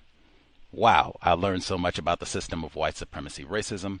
However, none of that would be worth upsetting a grieving black mother. None of that. I could have stayed here, and matter of fact, I even thought of that, even though it wasn't directly related to the travel experience, because of what I learned, I probably would not have made this post that upset Miss Scarborough if I'd not gone to Milwaukee.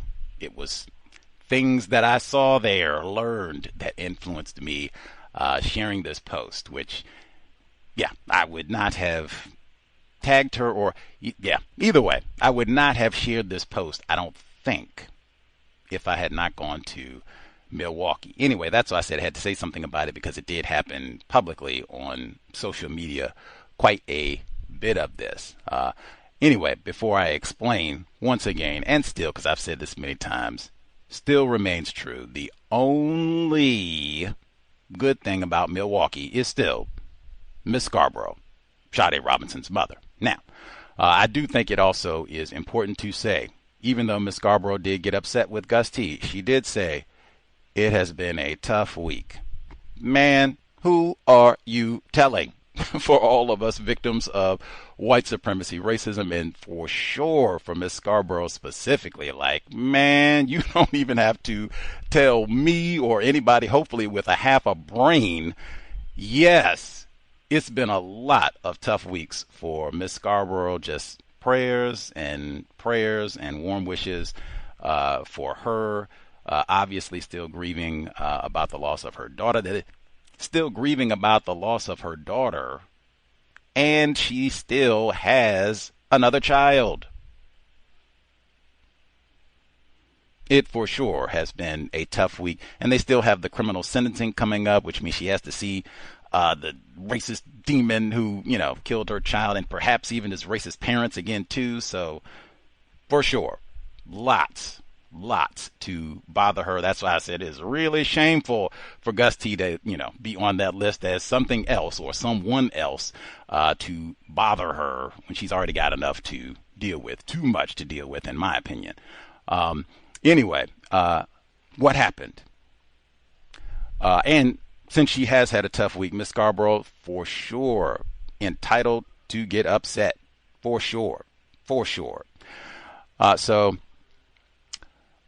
there was an article in the Milwaukee Journal-Sentinel. That's the local Milwaukee newspaper. I've quoted a number of articles. They had racks of articles about the Sade Robinson case, of course, and then other aspects of Milwaukee life, white supremacy, racism, lead, shooting folks up in the normal life and times in the 414. They had a report, or actually the way that I got to the Milwaukee Journal-Sentinel article, the Wisconsin Public Radio. They had a report on July 10. Today is July 12, so this is Thursday of this week.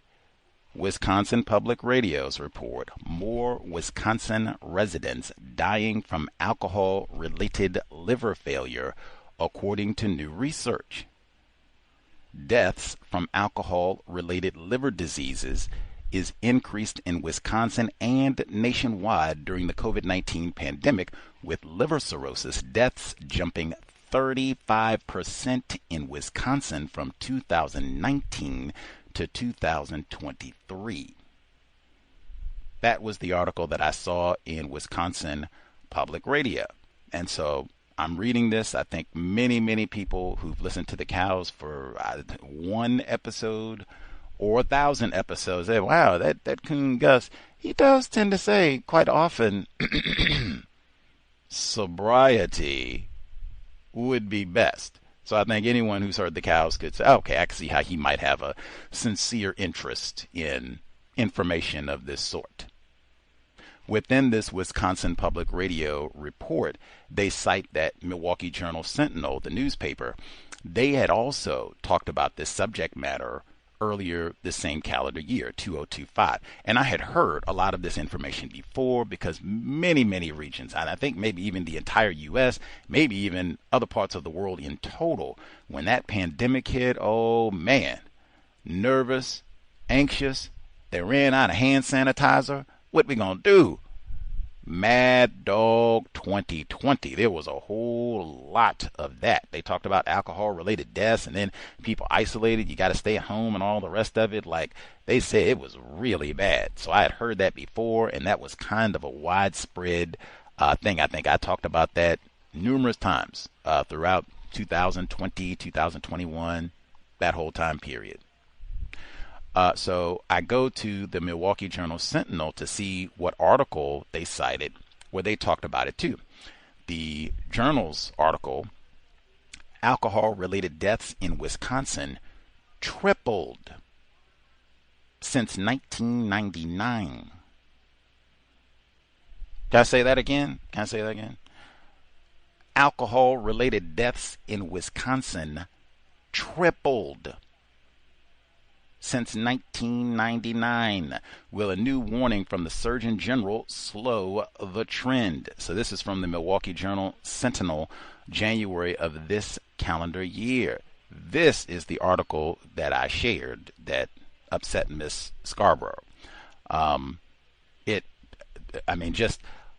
would think my thinking I'll share with, why did I, because I normally don't tag, and when I say share, I specifically tagged Miss Scarborough in a post that I shared on my Facebook group and a number, that's not even the only social media platform that I shared it across many, and I said exactly, and I mean verbatim to the letter and to the emoji, I said, no surprise here for Tavern Town, USA. That's the phrase I've been using for Milwaukee since I spent almost a month there, and said, wow, they just got bars and pubs and saloons galore. Like they don't have nothing in Milwaukee but pubs. That's why I've been calling it Tavern 10. And hey, the baseball team is called the Brewers. Nick calls it the Brew Crew. So I wrote, again, full sentence post, no surprise here for Tavern Town, USA. Toast to Brother Dahmer, hashtag Brew Crew, and then I used the emoji of 2 beer mugs toasting, and I used the hashtag MKE, which is the airport code for Milwaukee. Very common abbreviation throughout the state. Really, everybody knows what that means. That's all I said. That is the complete posting. You'll see it online, unedited, numerous places. That's the exact way I posted it, and that's the exact way that I tagged Miss Scarborough. And so she was not pleased about that post. Okay. So she called me. In fact, I'll pause even, just since this did upset Miss Scarborough. I will read a little bit. It's a little bit long, so I'm not going to read the full post, but I will read a little bit just so you can hear what was this article talking about. Hopefully Gus was not sending some nonsense to bother a crime victim, you know. So Milwaukee Journal-Sentinel. As New Year's Eve revelers across the world clinked glasses and ordered rounds, Surgeon General Vivek Murthy was in the midst of delivering a grave message about alcohol, a drug that fits neatly into both our highest highs and lowest lows. As one of his final official acts, Murthy released a 2025 advisory that connects alcohol consumption with at least 7 types of cancers, including breast, mouth and throat, colon and rectum, and liver cancers. Chadwick Boseman, Chadwick Boseman, I said it correctly the first time. Black Panther, isn't that colon cancer? My memory might be bad because that was COVID-19, but I thought that was colon cancer. Anyway, alcohol consumption has contributed to nearly 100,000 cancer cases in the U.S. and about 20,000 cancer deaths per year, making it the third leading preventable cause of cancer behind tobacco and obesity. Alcohol, they put them together. Alcohol-related cancer deaths supersede even the number of alcohol-related crash fatalities per year, according to the Surgeon General's report. The connection comes as little surprise to the medical world. The World Health Organization International Agency for Research on Cancer established a direct link between alcohol use and cancer in 1988, evidence that has only strengthened over time, and they have that underlined with a link. Now, I said I'm not going to I can't read the whole thing, but I'm going to skip down. Even without canceling, Wisconsin's alcohol-related death rates rise.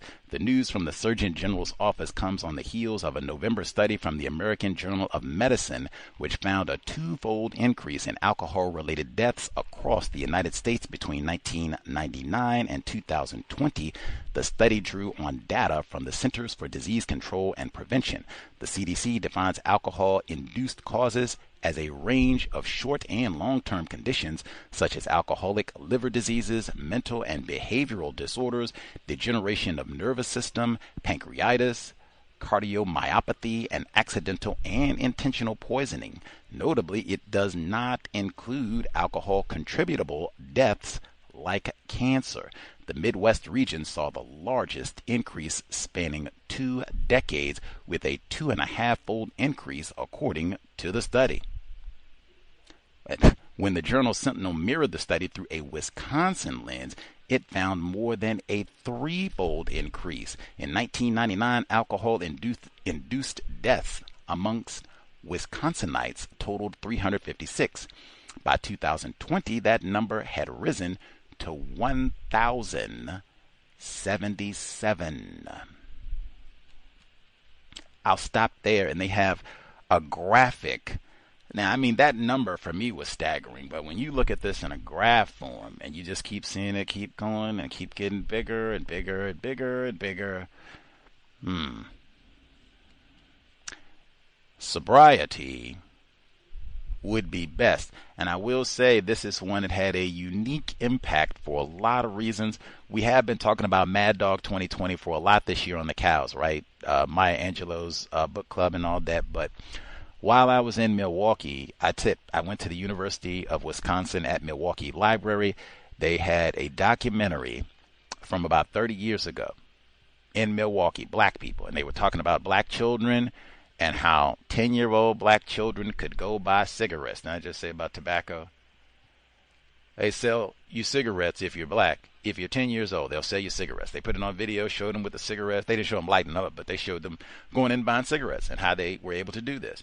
And then they showed 17-year-old black children go and literally purchase Mad Dog 2020. And I said they came back and gave a tutorial on Mad Dog 2020 and what the correct name is and why we call it Mad Dog 2020 and why is it that black children can access Mad Dog in Milwaukee. All that they had on the documentary, and they said on the documentary specifically, they dump all this on black people. Talking about the cigarettes and the alcohol. They dump all this on black people in Milwaukee. They don't do this to the white people in Whitefish Bay. They get grocery stores, Whole Foods and the like. They don't get Mad Dog 2020, fortified alcohol and Newport cigarettes.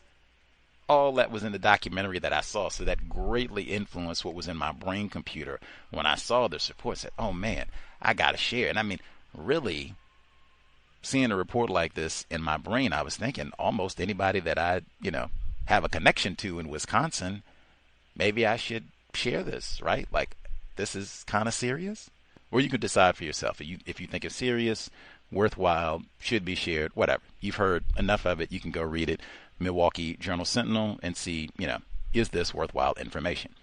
Anyway, so I tagged Miss Scarborough in it with the post that you heard. Importantly, I read you everything that I wrote, which was barely more than a sentence, really. I did not mention Sade C. Robinson's name. I did not. Very important. Even though I do think of Sade Robinson's murder and dismemberment, I do think of that as an alcohol-related death in Wisconsin. Now, I don't know if they included that, if it's in the timeline, but I certainly do. It's 2024, so maybe it's not in the timeline, but I do. As I already said, Miss Scarborough does have those lawsuits, against the bars that served a minor, and that seems to be a wide practice in the Wisconsin area, Milwaukee, and for sure. And then also it's multiple layers.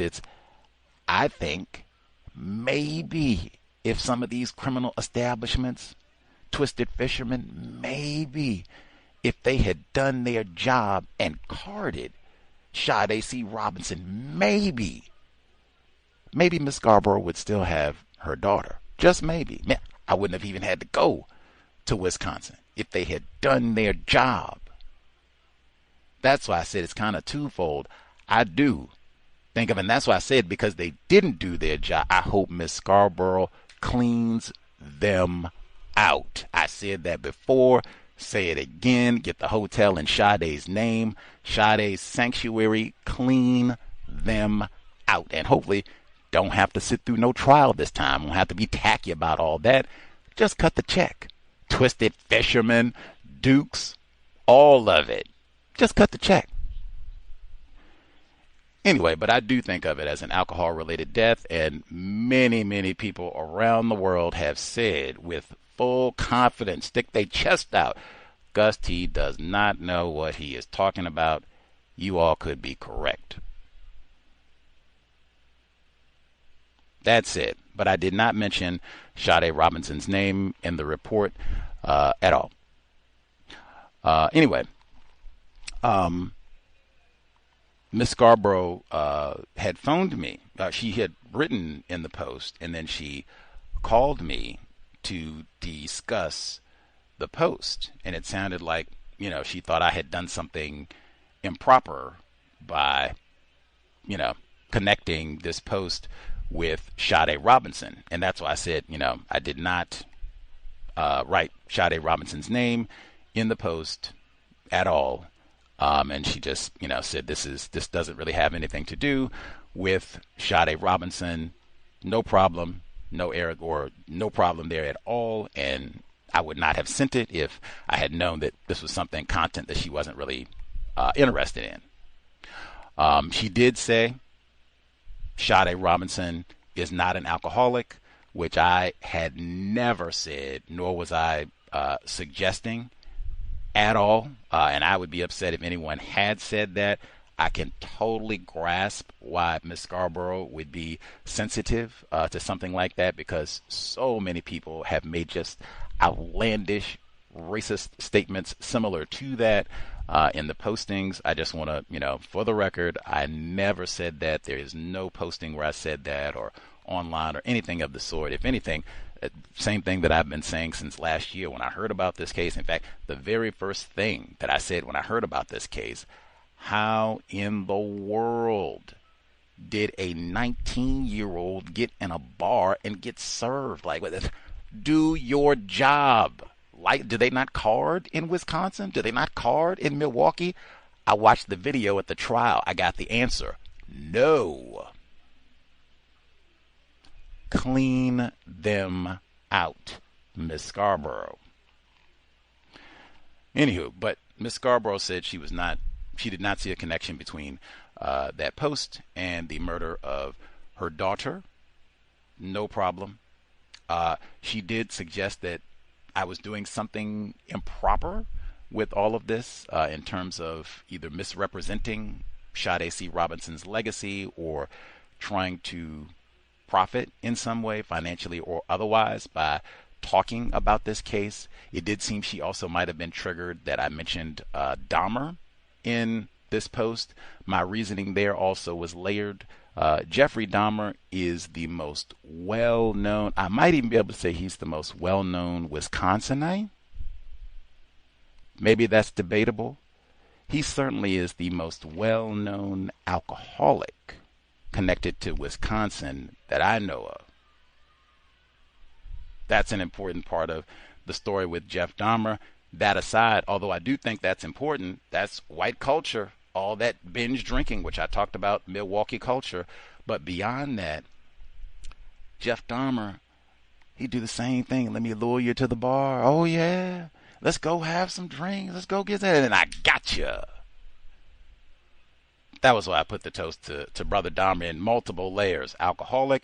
And then he going to lose my razor full of sex. I get you. Anyway, I think, as I said, that might have triggered Miss Scarborough, which I get it. My fault for not thinking about that in advance. At any rate, so we got through that portion of it, and she still seemed as though there were, like, many things that she was upset about that I had either posted or said, and or, like I said, that I had done something to benefit, profit from financially or otherwise, and or just misrepresenting C.O.W.S. C. Robinson's murder and what happened. And, you know, I will stand by my work. I think most of it is public in the content that we've done, and striving first and foremost just to be accurate and super respectful of Miss Scarborough and Sade. And I mean, I met Miss Scarborough, talking about Sade's mother, Miss Sheena Scarborough. I met her mom, Sade's grandmother, Sade's grandfather. I met them and, you know, talked to them repeatedly. So even though Gus T., worthless Negro from Virginia, no argument. Worst people skills in the world, no argument. I think of Sade's grandparents and her sister all the time, and man, every time that I talk about this case, I make every effort to make sure I would not do anything to upset, bother, or even be inaccurate about anything, since I sat with these folks for 2 weeks through some of the worst images, moments that you can imagine for the people who knew Sade, like before she was Sade, like in her mother's belly for 9 months and all that, hanging out with her, and what are we going to name her and all that, like, man, yeah, just total shame to have upset Miss Scarborough in any way, for any reason at all, even a social media post. But it did seem like there were multiple things she was upset about. She had written, I tagged Miss Scarborough in this post specifically. She had posted on my online Facebook group, the C.O.W.S group specifically. She had posted in that group on a number of postings. This was, I think, the only post where I actually tagged her. The rest of the posts where she commented, she was not tagged. Some of them did refer to Sade Robinson, and some of them had nothing to do with Sade Robinson or Wisconsin at all. And she still commented, oftentimes with a lot of profanity and name calling, sometimes even name calling me, which I think people who've heard the C.O.W.S, again, I've for a long time, might even be for the full 16 years, no name calling black people. No cursing is in the 10 stops as well. Neely Fuller Jr., and I certainly try to practice that with other people classified as black and victims of racism in general. DGQ, certainly I am very aware that many black people are not about that policy to not name call black people at all. But she had done that on my Facebook page for a while. I'd say at least 7 to 10 days or so that had happened. And even there, she had suggested that I had done something improper, either trying to benefit financially or otherwise from the Sade C. Robinson murder case. I will stand by my record. Specifically, I posted, we had Brent Arnold, a racist suspect who resides in Whitefish Bay. We had him as a guest on the program earlier this month, and I shared that episode. And I said specifically, you can see the post, it was posted on July 1st. I shared that post, and I said, Gus T. should have won a Pulitzer for his coverage of the Sade C. Robinson murder trial and the local system of white supremacy in Milwaukee County. Racist suspect and Whitefish Bay homeowner Brent Arnold visited the C.O.W.S today to discuss Prejudicism. You have to listen to that broadcast to hear prejudicism. What is that? That's what I said. At any rate, but she saw that, and that where she thought that there was something incorrect about me saying I should have won a Pulitzer for our coverage. And I spoke with her on the phone. This was some days before she got upset again. But I spoke with her on the phone, and I said, well, I could go the other route. As opposed to saying I should have won a Pulitzer for my coverage, I could go the route and say, well, I did pretty mediocre work covering Sade C. Robinson's case. Most of the days I made it to court on time. Most of the days I made it to court. I managed to pay attention most of the time. I even came back from lunch when they gave us those breaks. I came back from lunch most of the days. A few times in there, it got nice weather in Milwaukee. I told you I had some cute girls at the courthouse. So, a few days, I cut out early. I could go that route. I don't think that is paying any proper respects to Sade Robinson or the people that I named before at all. So I just come back. I tried to do the best possible work that I could. I will stand by the work. People can hear, what did you produce from all of that? When I explained this to her over the phone, that seemed to make sense. She seemed to grasp, and she seemed a little bit less bothered by what I had said, which I appreciated. Move forward. But because she did publicly accuse me of doing something incorrect, and I asked flagrantly, explicitly, did I do something incorrect? Because she had accused me of somehow trying to profit, financially or otherwise, from her daughter's gruesome murder and dismemberment, she invested $500 in the cows, me specifically going out to Milwaukee. She announced that proudly on the broadcast when she was a guest back in May. And I said on the very same broadcast, oh man, I feel like a total looter, robber. You can talk about lowest of the low. I felt that then too. I said that on the air. I said then, I have got to figure out a way to give her that money back because, oh man, that was not my intention to go there and rob Miss Scarborough like they're doing all this amazing work. Like, she just lost her daughter, killed in that gruesome fashion last spring. Miss Scarborough was up and doing book bag drives in in August. Get it right. She was doing backpack drives, helping young black children, young children in Milwaukee County, period, to make sure they had school supplies and coats, because it is frigid in Milwaukee. She was giving out coats. This is like 3-4 months. I don't even think they had like a proper burial for her daughter yet, and she was out doing community projects with the foundation, which I will mention again, Sade's Voice Foundation.com.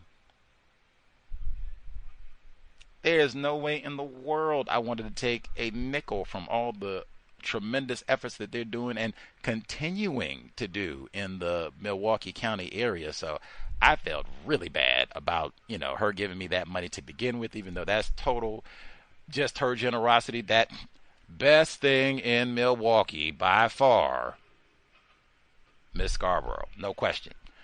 But once she said that, I said, oh yeah, we have got to refund every nickel of that money, which I did. She was also upset about that. Now, that's the only one I will say. I will repeat, Gus is 99.6% to blame for upsetting Miss Scarborough. 99.6. The only reason I don't get the full 100%, 0.4%, just because she did say, I am having a tough week, so I might get upset. And she is allowed. Everybody gets 0.4. But if you are a grieving black mom, you get 0.4% to be angry about anything, really. So that's her 0.4 for being angry. We forgive her that one. The rest of it, 99.6, is on Gus T being a typical heathen and a coon. And the same thing I've said for years. They say, probably correctly, Gus T does not know how to talk to people, and he is unprofessional. might be true, because many people say that, and they've said that for years. But I did refund all $500, every nickel. She was angry about that too. This is the only one where I will say unequivocally, it cannot be both. If you make any sort of charge, that's something that is very, very serious. I take that very seriously, especially with this case. If there's any sort of hint or suggestion someone has done something improper, they tried to get over on you for $5, or trying to use something that is a tragedy and trying to use it incorrectly to benefit, you can be upset about that charge forever.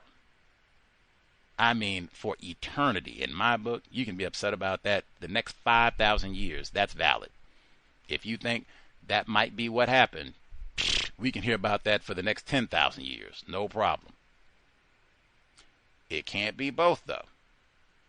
You can't complain or be upset. I think this person is doing something improper to benefit financially, trying to get over, use this story to make some money, and I'm also upset that you have refunded 100% of the funds. That is not correct. You should not have done that. It cannot be both. You got to pick one. You can even take the other one. You can take the latter. You can say, hey, I'm upset. You should not have refunded that money. But you can only say it cannot be, I'm upset that you refunded the money, and I'm also equally angry that I think you're doing something financially inappropriate. But you got 100% of your money back. And you're also upset, but cannot be both. That one, I do not care about anybody's perspective. I do not care about my mother's perspective on that. I do not care about your mother's perspective on that. I do not care about white Jesus's perspective on that. You would have to pick one. You cannot, nobody, if you have any grouse about financing and you get a 100% refund, hey, you can't grouse about the refund and grouse that there's financial impropriety. Pick one. Just following logic. Anywho, so she was upset about that, and there was one other posting where it seemed like there might have been something that I had done something incorrect, improper. At any rate, I will not share or tag you in anything, and I have a general kind of trepidation, like for years. I've heard people like suggest or recommend Dr. Welsing, Neely Fuller Jr. to other black people, victims of racism. Oh man, I am super duper hesitant about doing that. Like when I take road trips, I've been doing more of that of late. Like, oh man, I've had so many opportunities. Maybe you could give out some cards and, let people know, give out, hey, let's check out the cows. I never do that. This is why. I do not have a good rapport with people. I generally anger people. And in fact, how could I forget?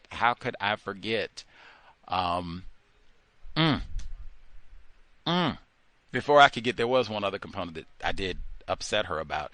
But I will have to say, regardless of me giving all of the money back or not, I do greatly appreciate Miss Scarborough looking out for a broke black person, stranger at the time, like myself. I do greatly appreciate it, and the way that I think about it, process it in my brain computer is, Miss Scarborough, let me hold something. Colloquially, I think some people say that, right? Hey, Milwaukee is super dangerous. We heard they didn't even have grocery stores, man. As such, she let me hold $500 in case something bad happened, which easily could have. Woo! Once I got back safe and sound, okay, now I can return it, and they can do something way more constructive, way more important than fooling around with no count Gus T. Constructive on all accounts. If something had happened, I'd have been way better off because of Miss Scarborough. It didn't. I'm back in 206 safe and sound. There you go. More backpacks. Win-win for everyone. That's the way I process it. Thank you, Miss Scarborough, for letting me hold something.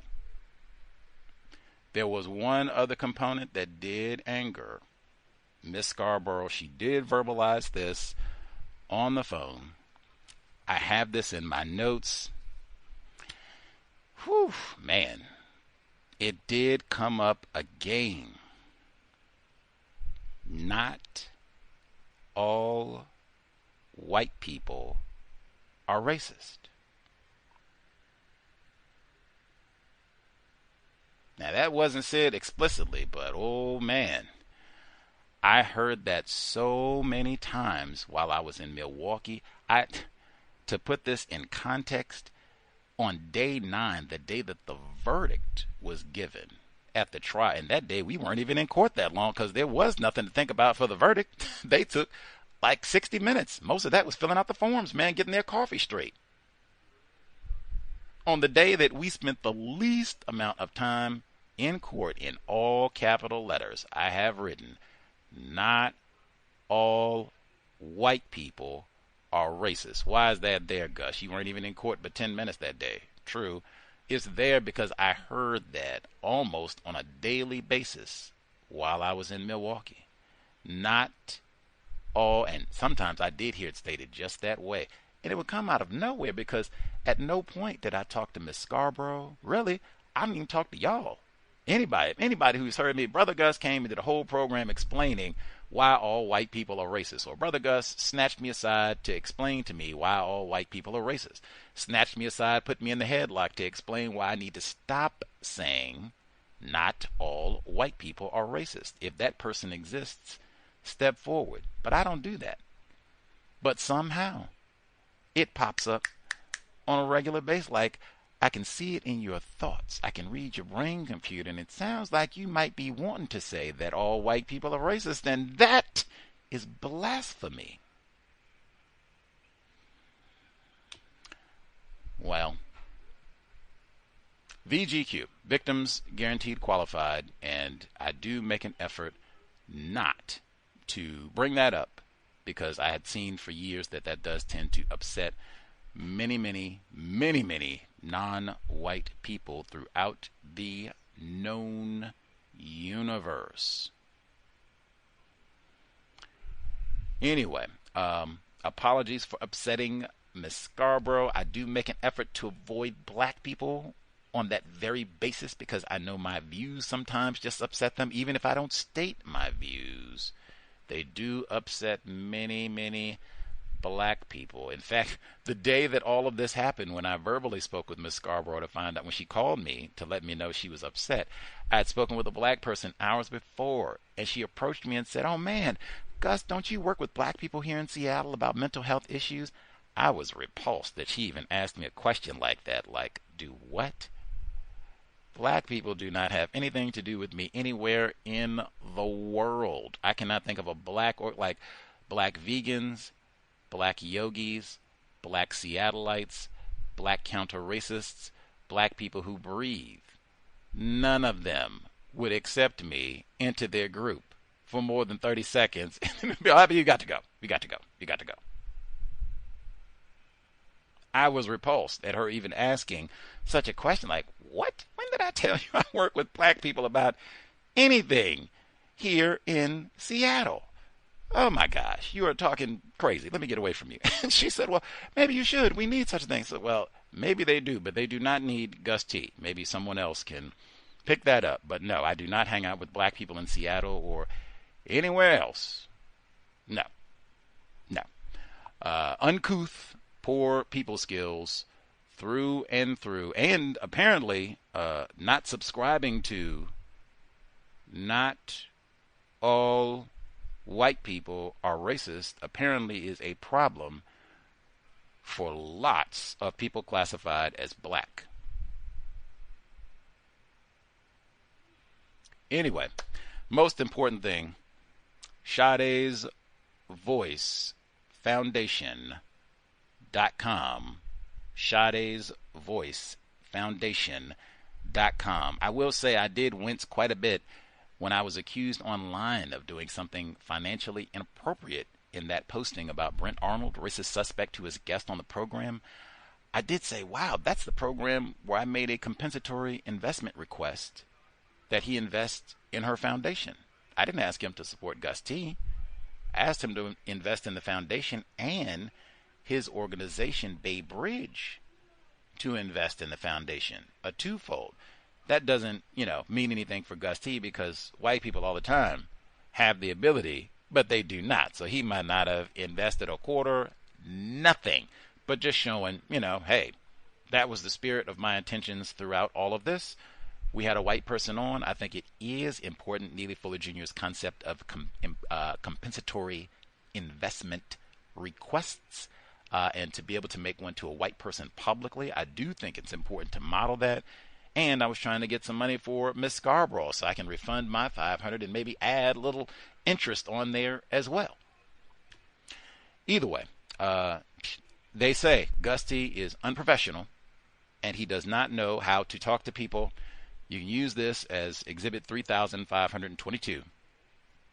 Gus T upsetting Miss Scarborough again. The posting from the Milwaukee Journal-Sentinel. If it caused all this, maybe a few folks will check it out. Alcohol-related deaths in Wisconsin tripled since 1999. I do think of Sade C. Robinson's murder and dismemberment as an alcohol-related death. I may be in error. That's it. Prayers to Miss Scarborough and Sade's younger sister, who is about to be valedictorian. Prayers to them all, the rest of the family, friends, folks in the Milwaukee area. All right. Audio clips that we heard, and we'll see if folks have commentary to share. Shameful to have to get all that out, but it did happen publicly, so now we have that on the record. The news segments that we heard quickly, Eric Kleinberg's book Heat Wave. I am not sure how many people are familiar with that. We have folks listen to the Cows who are connected to the Chicago area. Certainly Dr. Frances Cress Welsing.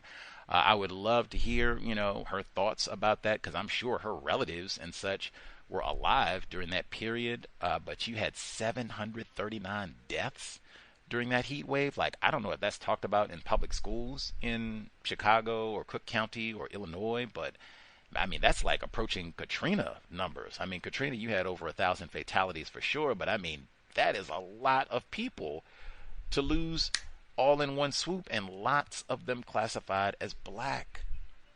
A lot of elderly people in there too.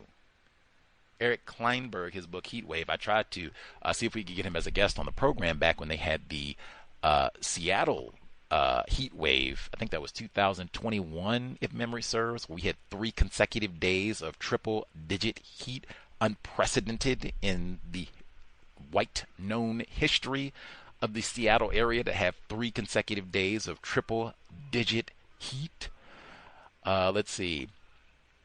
The segment about the white supremacy in the Canadian military, and they said that they had like a historic arms cache. Like, this is one of the biggest, the people that they arrested who had done this government training and all that stolen government munitions and such, that this is one of the greatest arms collections that they've ever had. They compared it to like Anders Breivik, who bombed and killed all those people in Norway, remember?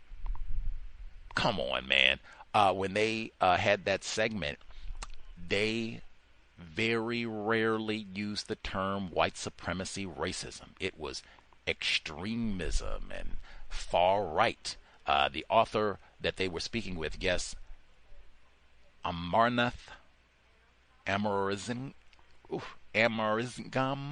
I don't know.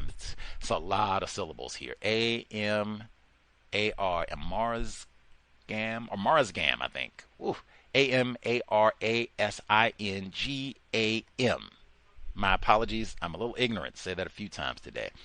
But he's a non-white author. Not being able to just say this is white supremacy racism. I don't think, because they're saying far right and extremism. And so, I mean, are some of these folks Al-Qaeda? Is that people that are going into the Canadian military to steal arms and training and go back so they can use it for? Is that what it is? Is it, Al Sharpton's grandchildren? We migrated north and we upset and we looking out for our black Canadian brothers. Is that who y'all dealing with? The extremists? Is it not effing around? Remember them? Did they migrate north? Now we got our Canadian brother. We looking out for our black brothers in Toronto. Is that who y'all having a problem? Or is it racist man, racist woman up north? Usual suspects, white supremacy. If that's what it is, call it what it is, man. Stop all that pussyfooting. Let's see. The C.O.W.S, black mom up in Michigan. That was the report on the adoptions where they rush you. See, you don't get a chance to, let me think about it. No. We got moms out here in Utah. Man, that's another one. These got to be white moms out of Utah. Y'all don't have no whole lots of Al Sharpton's cousins and nieces out in Utah say that we got to adopt. We just got to get Tia Goins to send us her little brown babies out here to Utah. Are you serious? Come on. Say it gave Tia Goins $4,000. And when they in that report, they had Melinda Seymour, Notre Dame. She said, we want to make this adoption process as efficient, as fast, as cost effective for white people. That was the one that she left out, for white people, because it's not fast and efficient for Tia Goins. It's not because you care about her.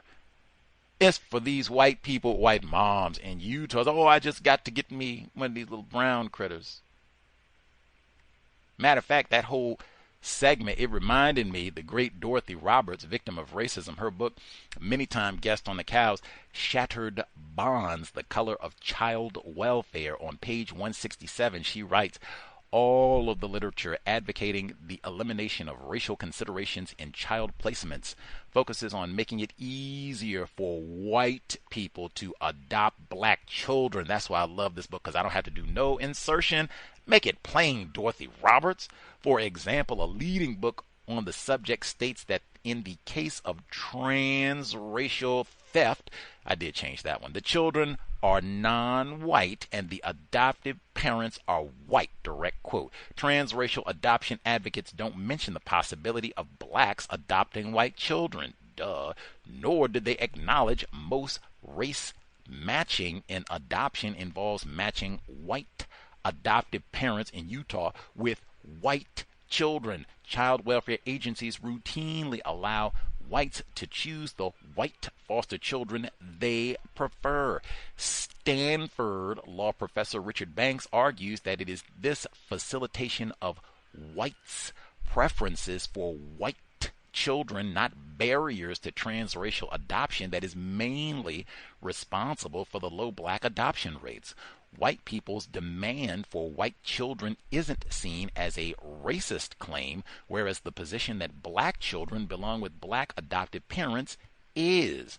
Although the end of race matching was defended as serving the interests of black foster children, it has helped to create a system that protects the rights of white adults in Utah to have access to the children of their choice. That's mic drop. Dorothy Roberts. Shattered Bonds, The Color of Child Welfare. Guest on the program 2010 to discuss this book specifically, this passage specifically.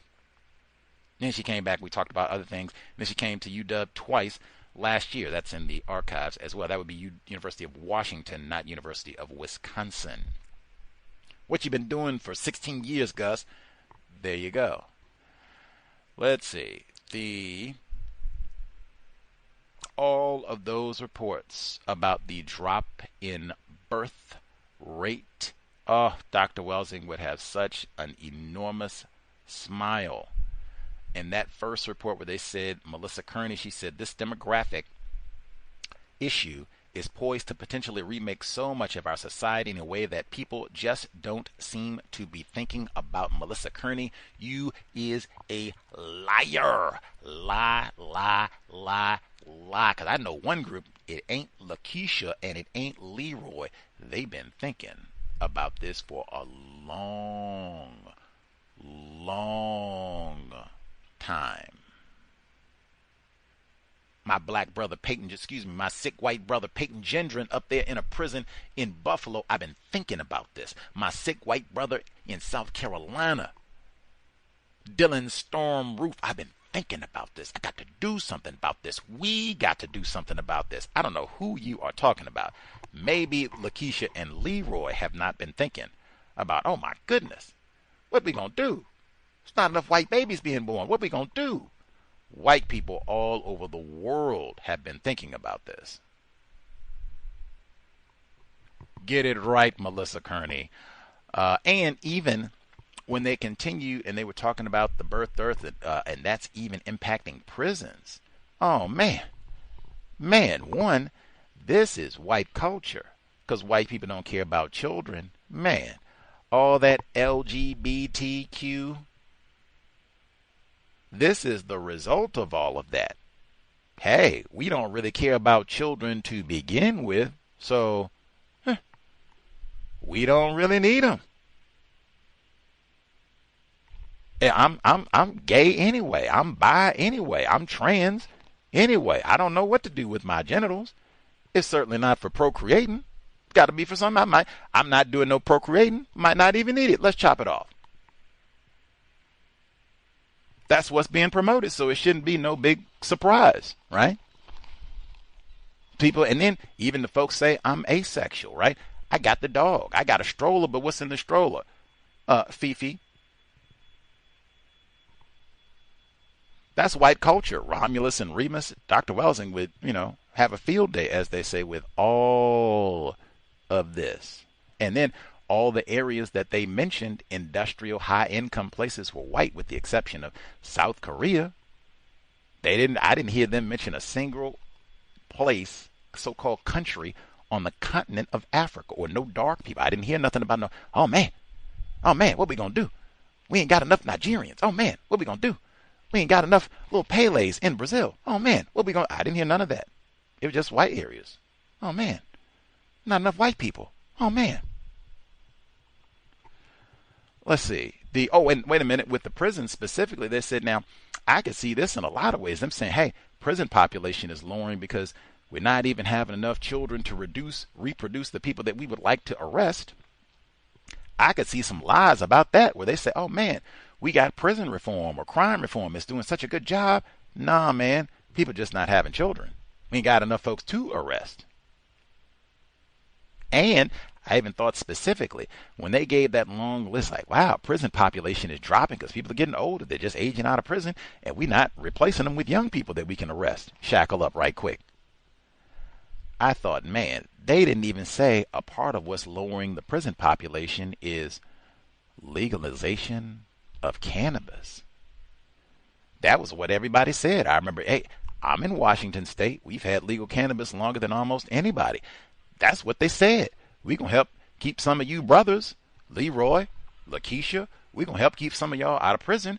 We're going to go ahead and legalize wacky tobacco. They didn't even mention that there. And really, I ain't seen no reports for Washington State or anywhere else where, wow, once we get a little recreational cannabis, we at least keep a few brothers out of prison. I ain't heard that.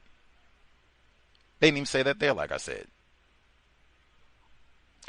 Anyway, if anybody has found those reports, please share. Let's see. And I also think some of this could be white sacrifice in terms of the birth rates being so low. I don't think it's talked about a lot, but you have a lot of black people, especially here in the U.S. and other places, where they also are struggling with birth rates and low fertility rates because of the system of white supremacy racism, first and foremost. It could be spread the whole culture of white supremacy racism, which is anti-child and do all the anti-sex and, a-sex. I don't even have, like I said, I get the baby stroller for the dog.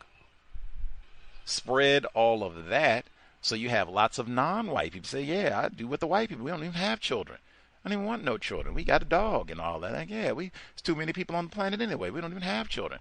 You just get lots of people who function and embrace a culture that is anti-child.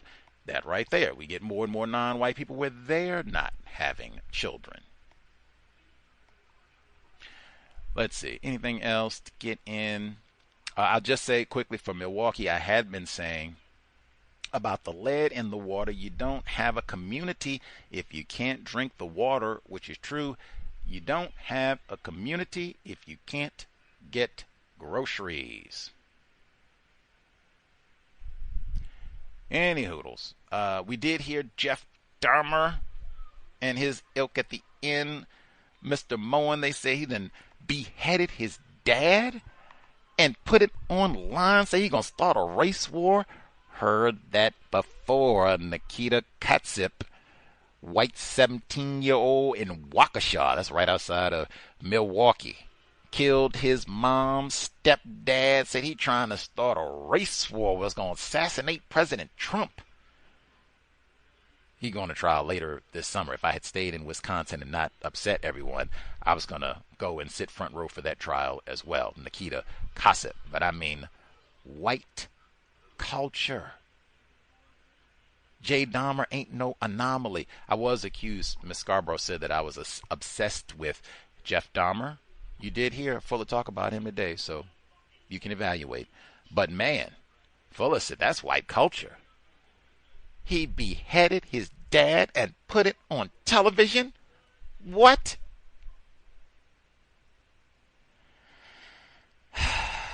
What does it mean to be white? Mr. Moen, who was in prison, that was in Pennsylvania. Bucks County, that was in Pennsylvania, not Wisconsin. But what does it mean to be white? Folks who have commentary, number to dial, 720-716-7300, the code 564-943, pound. Press star 61 if you would like to participate. If it's all right, I'll do one more time. Most important, Sade'sVoiceFoundation.com, Sade'sVoiceFoundation.com. No question, the best thing in Milwaukee. Still, Miss Scarborough, even though I do realize now if she moves to Poughkeepsie, let's say, they say the bars pay up and so she gets the hotels and everything, she comes up, she moves to Poughkeepsie or someplace cool. The best thing in Milwaukee that used to be or ever was, Miss Scarborough was still covered. Folks who dialed in with a hand up, star 61, let's see.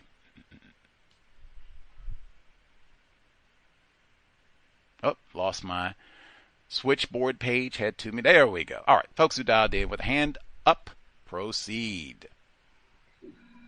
Oh, hello, yes.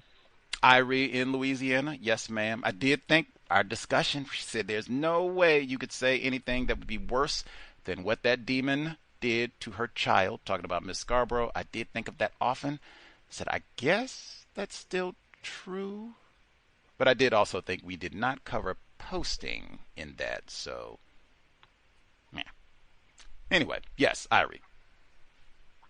I'm trying to be logical about what I heard, and I think that the preparation of understanding that now Sade's her name and what happened is literally and technically a part of like the public domain of discussion now.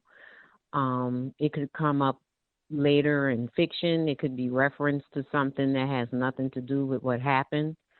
I'm not saying that's right.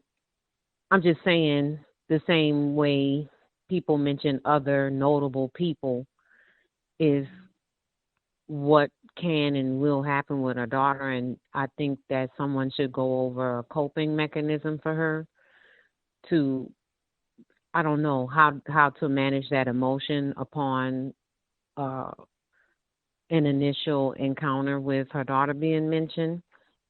You know, she's still entitled to VGQ and everything, and I understand the sensitivity of it because, you know, there's a lot that's not resolved. She'll never have her daughter in the physical form. And, you know, everything else, you know, that's still missing in regard to putting her daughter to rest completely. I think also she's sensitive, too, because when a place is your home and somebody puts their mouth on it, you get mad. I told a story. I think my first call to the cows years ago was how somebody said, while we were evacuated, my command, which was stationed where I'm from, was away, and we were just sitting around. We didn't have nothing to do, and this white superior, so-called, to me says we should put a fence around New Orleans and blow that effer off the map. And immediately everybody looks at me like, what you, oh Lord, like what's about to happen? And he said something else about Louisiana being blown up. And I replied to him, well, let's blow up Texas, because y'all drag people in the streets till their hair fall off. And then he was, I got chided. You can't say that. He's a whatever. I'm like, well, he started it, but home is home. Ultimately, even in the system of racism, white supremacy, you feel some kind of way when something gets pointed out, and then two, you can't do nothing about it. There's a lot that is incorrect, unfortunately, about Milwaukee. There's a lot that's incorrect about New Orleans, but being able to compartmentalize it is the issue, and that's something that maybe a therapist or a counselor, whoever's qualified, hopefully a not so confused non-white person can maybe discover with her, because she's going to be a part. Milwaukee is going to be discussed for a variety of reasons, including her daughter. But I still wish her peace. You know what I'm saying? And you are a journalist. That's the other thing that needs to be understood. You're a journalist specifying in replacing the system of white supremacy with justice through true and correct information sharing. So some stuff, you're doing your job. In other words, you're doing what you're called to do. But you never know how it's going to be absorbed. I'm trying to remember. It was two other things. So there was a white woman, fat and nasty white woman. I'm not trying to name call, but she looked like she don't take good care of herself. She was definitely overweight and had the nerve to get on some show talking about, I'm an anti-natalist. And when she defined it, she said, I feel as though no other children should be born on planet Earth, and nothing else should be born on planet Earth, because we just messed it up so bad, meaning white people, that no one is deserving of future life. And my thought immediately was, kill yourself then, because you're taking up room right now. You what are you doing to contribute to the solution you think is the solution if you're an anti-natalist? Because ultimately you were born too. But there is definitely what you said. I have relatives and friends that are sexually confused. I do my best to show them love and produce justice, but they're still confused. And the younger ones are saying they're not having kids because they want to do exactly what you said. They want to neuter themselves. Plus, they want to neuter themselves because there's a fear that if I did have offspring, I can't care for the offspring. Like this generation after Generation X or whatever, they don't have a good outlook on life. And the only thing they feel like they can affirm is their sexuality at times, because they don't have the money. And they certainly still victims of racism, but for some reason, they get to express themselves wildly sexually. I'm thinking about a time, this was in the 90s, they had Macy Gray on Saturday Night Live, and she performed a song talking about it's a sexual revolution. And I was a kid then, but I still was like, why is she singing this? You know what I'm saying? What do you mean a sexual revolution? Like, why is a black woman talking about this on Saturday Night Live? It just didn't seem right. And I feel like there's all these little nuanced things that led up to where we are now. They were inserting propaganda. You know, I'm thinking about White Chicks and how they had the Wayans brothers play that. All this anti-sex activity coupled with despair and a lack of access to resources and basic needs for life in an uncontaminated way. So the last thing I want to say is I've been listening to the book club. I had a thought. I think the ancestors gave it to me because I was really meditating on it. You were asking people, did they think that that lady was practicing racism when they found out about it? And I was a kid when I found out about that. And I remember seeing the boy at the time, and being like, huh, I thought white people didn't like black people. I didn't know he was Hawaiian or Samoan. I just knew they didn't like black people. So in my childlike mind, I'm like, but they wouldn't, why would a white woman want to have sex with somebody that's not white and a kid? And now, yes, I do think she's racist. And I think she's so racist, I would even, it's not the same outcome, but what's the woman? I know her name, Carolyn, right? The woman that accused Emmett Till of what she did. What's her name? I'm not doing Carolyn names. Bryant Donham. Yeah. This white woman, this Mary Kay person, she looked ditzy to me, but she's also a sociopath in my mind, at minimum, which is why she had so many problems keeping her life together, because there's certain characteristics of sociopaths. But let me focus before I get out of time. They're equivalent to me because while Carolyn had this young man killed by accusing him of victimizing her of sexual impropriety and even the thought of, inferring rape, this same woman is her equivalent, except she victimized this non-white boy and then trapped him into being with her somehow, some way, forever by having offspring, but then could have easily, at any moment in time, cried rape. At any moment in time. And she would have been believed.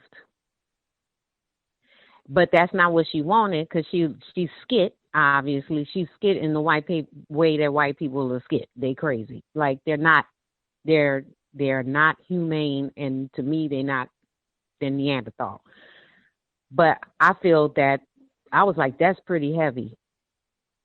And then I saw the same interviews people were mentioning, and it was, his responses were so vapid and being so controlled. And I wish him peace too, because who knows what trauma he has resonating in his body and mind now, looking back, if he is, realizing that this woman literally set him up. And I wonder if it started in the second grade. My son was hit on as well in high school, and when I tried to confront the teacher, unfortunately, non-white people at the school did everything they could to protect this woman, and then COVID happened, so I couldn't get to her like I wanted to, because everything had unanimously shut down. It can happen with ease, so you have to be very involved. You have to ask questions, and you have to have the type of relationship with your non-white child to where they're comfortable telling you what's happening in school, with their academics, their social life, the teachers, whatever it is, because these people, treacherous, demonic, and that's blaming, like, they're the problem at the end of the day. That's what I wanted to say. And I'm sorry that happened to you, Gus, but I appreciate the transparency of your discourse, like what you did to try to solve the problem. So if that counts for anything, I think people would share my outlook, you know what I'm saying? And you know what you did. You know your work was excellent. So I don't think there's nothing wrong with being, acknowledging it, but it's a sensitive situation. But it's still not the worst that happened. So I maintain that as well. I'll mute my line. Peace to Miss Scarborough. Peace to Veely as well. He's, maximum racist aggression. That's anti-sex too, right there. That's anti-sex too, right there. Mary Kay. All of it. I got my word guide right there. That is anti-sex too. All of it. All of it. White culture through and through. The piece to James Byrd Jr. dragged to death in Texas. Don't even mention his name no more. It's about Matthew Shepard. Peace to James Byrd Jr. That is one part I forgot about the whole anti-child atmosphere ethos of the system of white supremacy racism, which I think Yurugu talks about, Dr. Welsing as well, Dr. Marimba Ani in the book Yurugu. But talking about, I will not be able to take care of a child, so I'm not going to have children. Oh my goodness. white people making the cost of having children so expensive in every way imaginable. That also is the anti-child nature of the system of white supremacy racism, where it is so opposed to children, especially if they are dark. No, we're not gonna support. And Dorothy Roberts talks about that too. If I need a coat for my child, whoa, we don't have no line, we don't have no number to give you if you just need a coat for your child and it's cold like Miss Scarborough doing. I said I would much rather give that money back so she can give coats to black children in Milwaukee where it freezes, messing around with some coon like myself. Oh no, we don't have no number if you need a coat. Sheena Scarborough ain't in your jurisdiction. Ooh, we don't have no number if you need no shoes for your child. If your child is missing a coat and shoes, we do have the number for social services, where a pair of white lesbians will be happy to take that child off of your hands.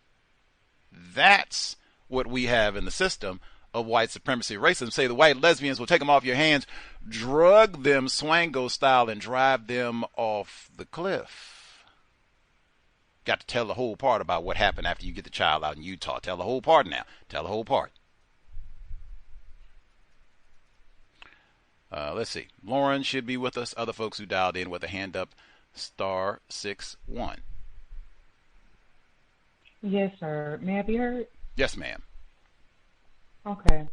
I was just thinking about what you said. Billy wanted a pair of new shoes as well. But those segments that you played today, the first one about the Chicago heat wave, I'm interested in that book.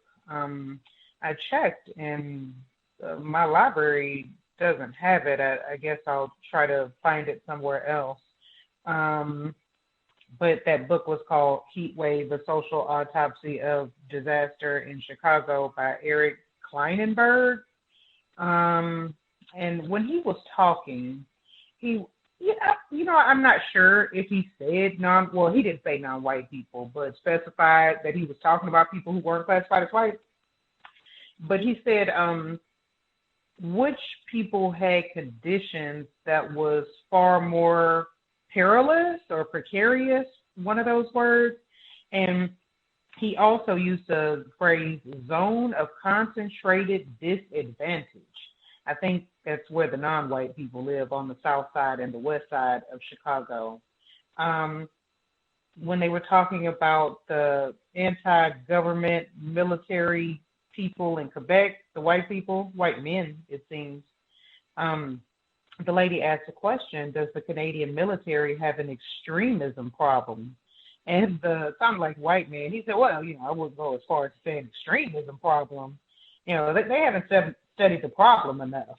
And he kept talking about those studies, like whenever white people don't want to do something about a particular issue, they say it should be a study. That's one of their go-to, I don't know, should I call it a trick, procedure, action?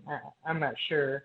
And then, he was talking about the people who had the problem with this extremism, and he said there is no single profile. I'm like, what? Like, what about being classified as white? I don't think it's a lot of non-white people who want to go out here and create a white utopia.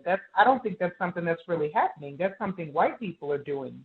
And he talked about normalizing misogyny, normalizing racism, and normalizing hyper-masculine culture. And he brought those other things in, but I think it's the racism that's most important. But, I think he put the other things with it to, I don't know, maybe minimize the racism or be confusing to obfuscate. And then another question was asked, do far-right extremist groups look to recruit military members? And he's like, well, actively recruit is kind of strong, but they have a desire. And I just thought super interesting, the words he wants to use, because actively recruit, that's active. And desire, it's just a thought, it's passive. And, the way white people are super careful with the language. And then, he was talking about incel ideology, accelerationist. And then he said, unless I misheard, I think he said old school neo-Nazi. Now, that don't even make sense. Now, if you're a Nazi, a World War II Germany type Nazi, okay. I don't, call people neo-Nazis. I'm not even sure what that is. After what year? Is it after 1975 if you're a Nazi, or are you a new Nazi? I don't know when the new Nazis kick in. But, you could just say suspected racist or racist, and that wouldn't be as confusing for me. But I don't think he was trying to reduce our confusion. The adoption section where the black lady, had a baby and she was being evicted from her apartment and she just didn't want to be homeless with her baby. And, it was so sad. And one thing I noticed, I think it was a white lady, and she said it is an industry. And I was like, maybe I don't understand what industry means. So I Googled it. I didn't go get the dictionary. But Google said, first, it said economic activity concerned with the processing of raw materials and manufacture of goods in factories. And then, as a second definition, hard work. But then I checked Merriam-Webster, and their definition 1B was a distinct group of productive or profit-making enterprises, and it fits that definition.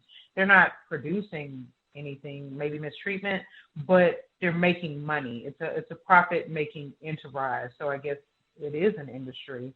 And it was another white lady on there, and she was talking, and she said, women in crisis become much more vulnerable in unfamiliar surroundings. And, I suspect that the people who flew her to Utah knew that, right? They wanted to get her there so they could take her baby, put her in a hotel or whatever, got her a plane ticket. And then she also said, in confusion, there is profit. If you can move a birth mother to a different state and take advantage, why wouldn't you? She's asking a question. I don't think I would do that, but I think she's asking a question for, these white people who are taking people's babies. Why wouldn't they take advantage of someone and move them to another state and take their baby? And also, it said this adoption, they called it an industry. But then she said, if you classified adoption as commerce, then Congress would have the power to regulate it. Now, okay, if it's an industry, then it's commerce. If you're making money, somebody's spending money, it's commerce. Let me see. The whole thing about having the children, the decision to have children, and people acting like they don't know why people aren't having children, that's ridiculous. They know it's hard for people to survive. It's hard to pay bills. And if it's hard for you to pay bills on your own, or you and a significant other, if you are having financial difficulty, it would be unwise to bring another person into that situation. And if you have any sort of forethought, if you can do any sort of contraception or planning with that, it makes sense not to have children if you don't have a lot of money. I don't know. I don't even think you don't need to study for that. You don't have to be a rocket scientist. It just makes sense. The segment about the jails, the prison, incarceration rates and whatnot, there was a part in there, and he said the land of the free is the world's biggest jailer. And I don't understand why they call this part of the world the land of the free. Like, who's free? White people? White people are white people worldwide. I don't know. It's confusing. Let me see. Oh, the buy now, pay later. Aisha Roscoe said she's done that. I was really surprised when she said that, but she is a black lady. And the question was asked, who does these loans?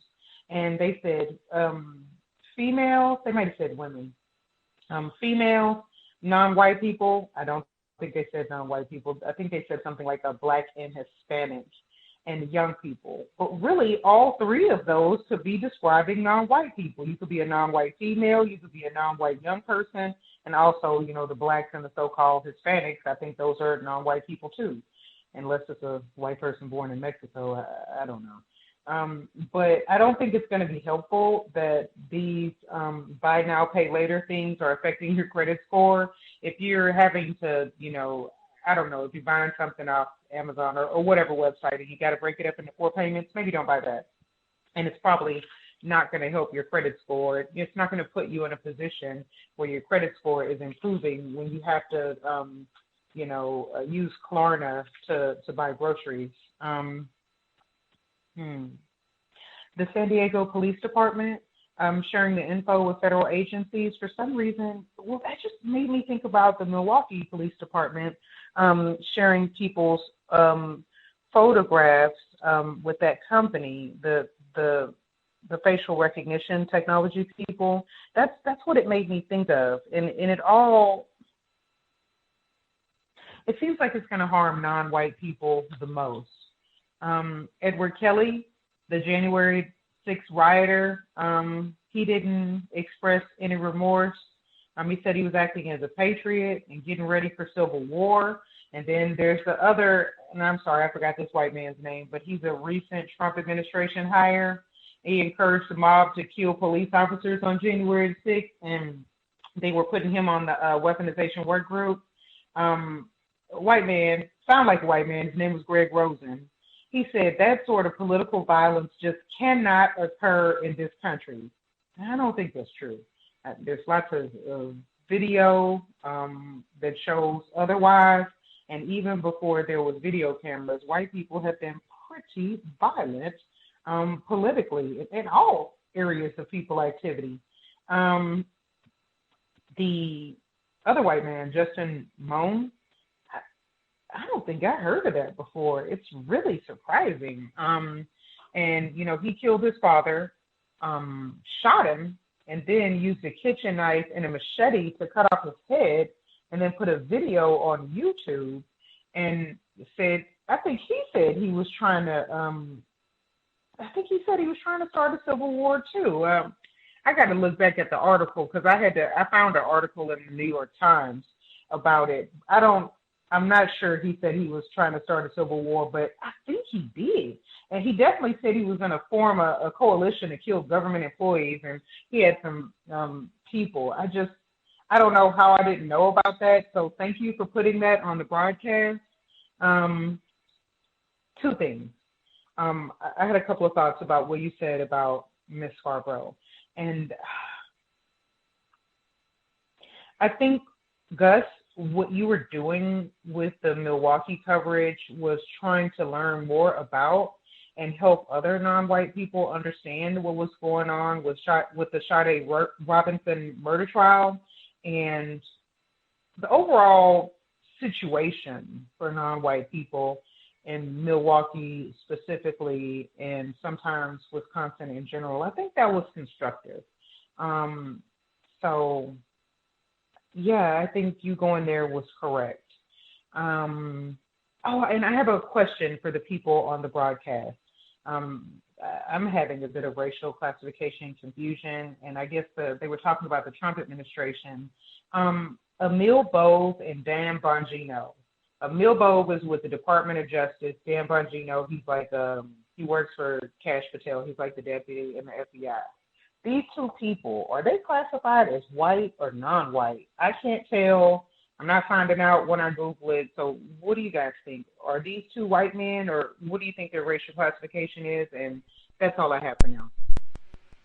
What are the names of these people again? I was just confirming that Mr. Moan, he did indeed talk about Civil War and trying to say he was proud that he fought for his country with, I guess the beheading counts for fighting. But what are their names again? Emil Bove, E-M-I-L, Bove, B-O-V-E. He's with the Department of Justice, unless Trump gave him another job in the last couple of weeks. Trying to get a good picture. Mm. Do you think this person is white? I can't tell. I really can't tell. That's why, I'm confused by it. Get confused about. Spell his name again. Did I make sure I get it correctly? Emil, Emil, and his last name is Bove, Bove. Okay, I did spell it correctly. Unless I misspelled it, I thought that's how you spelled it. Do I think? Okay, I got him now. Okay.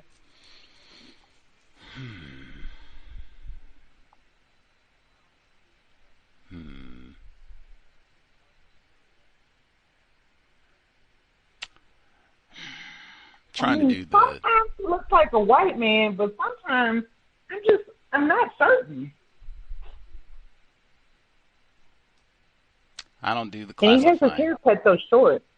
Yep, that's true. That is true. I see dozens of images of him here, and he has his hair very close crop. Even some of the images show him slightly younger, and some, slightly older, because you can see a little bit of gray. But always very close cropped, no facial hair at all, no mustache, no lip beard, none of that. And I've specifically with that, I have heard individuals who are racially ambiguous, who want to make sure that they get to stay on the white team. If they might have any kink in their hair, they will keep it very, very close cropped, so that doesn't come up like, hey, you got that Brillo up there. They, in fact, might be smooth as a baby's buttocks for life. I just got to shave every day, just keep it all waxed so that never, ever comes up. But, yeah, all these are very, very close cropped hair. I don't know. If I was going to do my test, right, like, okay, this dude, all the non-white people are going in the oven unless you can get a white person to vouch for you.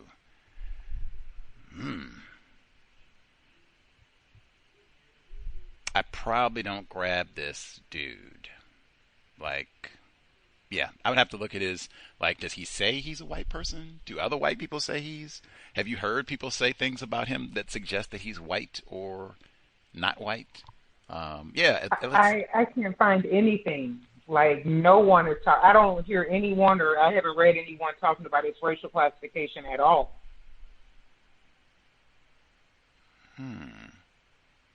So I just did an AI search for ethnicity for Emil Bove. It says, based on the information available, the ethnicity of Emil Bove is not explicitly stated in provided search results. However, some sources mention he was born in Geneva, New York, and spent part of his South in Seneca Falls. I think that might have been a racially restricted region at one time, so his father, Emil Bove Jr., is also an attorney and served as an assistant New York attorney general. Additionally, the surname Bove is associated with Italian. That might be Italian origin, stemming from the word bove, meaning ox. If there's some so-called Italian where he might have that kind of swarthy, and some of those Italians have that curly hair too, so that might be all of it, the Moors or whatever, but that might be some of it. But he definitely looks like he might have a tint of the tar brush. Yeah, I don't know. Anybody else? If you, although the Seneca Falls, that is, because I think that might have been a racially restricted region at one point, so that would kind of lean me to, at minimum, he wants to, that's why he has the close cropped hair. I want to make sure that I can stay classified, accepted as a white person. But I think Seneca Falls might have been a racially restricted region at one point. All right, well, what about Dan Bongino? I think he might be non-white. I mean, both of them look like they could be non-white, but... Ooh, he definitely looks not white. Like, I have a lot less, yeah. I would think he's going in the oven. I don't have any... Wow, he looks really dark. He looks really? Way dark to me, unless I have not seen the correct image. He looks real. You know, do you think he's white? You think he's accepted as white? I don't know either. I mean, I'm also confused by him. Like, both of these males are, I don't know their racial classification, white or non-white. I think he's not white. He looks really dark. Oh, look at that. Okay, so Bongino was born and raised in Queens. He is of Italian descent, so we might double, Two Italians, huh? might be that, yeah, might be that swarthiness, the Moors, Dr. Welsing, talk about it might be, but he looks a lot darker than to me, just based on the photos that I've seen, and he has his hair out. See, he looks like the photos that I'm seeing, he's got a beard in one. He's got in all the photos, in fact, that I'm seeing, he's got a beard or facial hair and a mustache. Mr. Bove didn't have any of that. Like, no kink, get all that out of here. And he has a lot more hair on his skull. And I don't mean like pattern baldness or anything. I mean just letting his hair grow. Where Mr. Bove, he might have a full afro, but I would never know because he keeps his hair cut so close. So this guy looks like melanin percentage looks a lot higher, or melanin concentration looks a lot more significant. And he lets his hair, like, he just looks like a non-white person. Like, I would be... You think he's black? I said non-white, I hope. I think he just looks like a non-white person to me. Yeah. Okay. All right. Well, I'd be interested to know what other people think, especially with them being in the Trump administration. Well, I mean, Cash Patel is, yeah, that doesn't matter. Okay. Thanks for checking. I don't do the classifying. Racist man.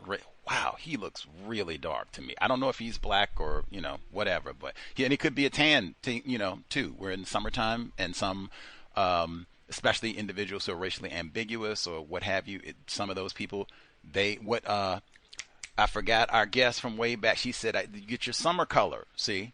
So it could be that sort of thing. If we catch him in January, you're like, oh man, he look like Elon Musk, or, who knows? But at least from the images that and if he shaved, it might be a double whammy type of a thing. If he shaved, if he didn't have that beard and all, and he cut his hair down a little closer, and then we come and catch him, like I said, January, February, middle of winter, then come see him, maybe he might look totally different.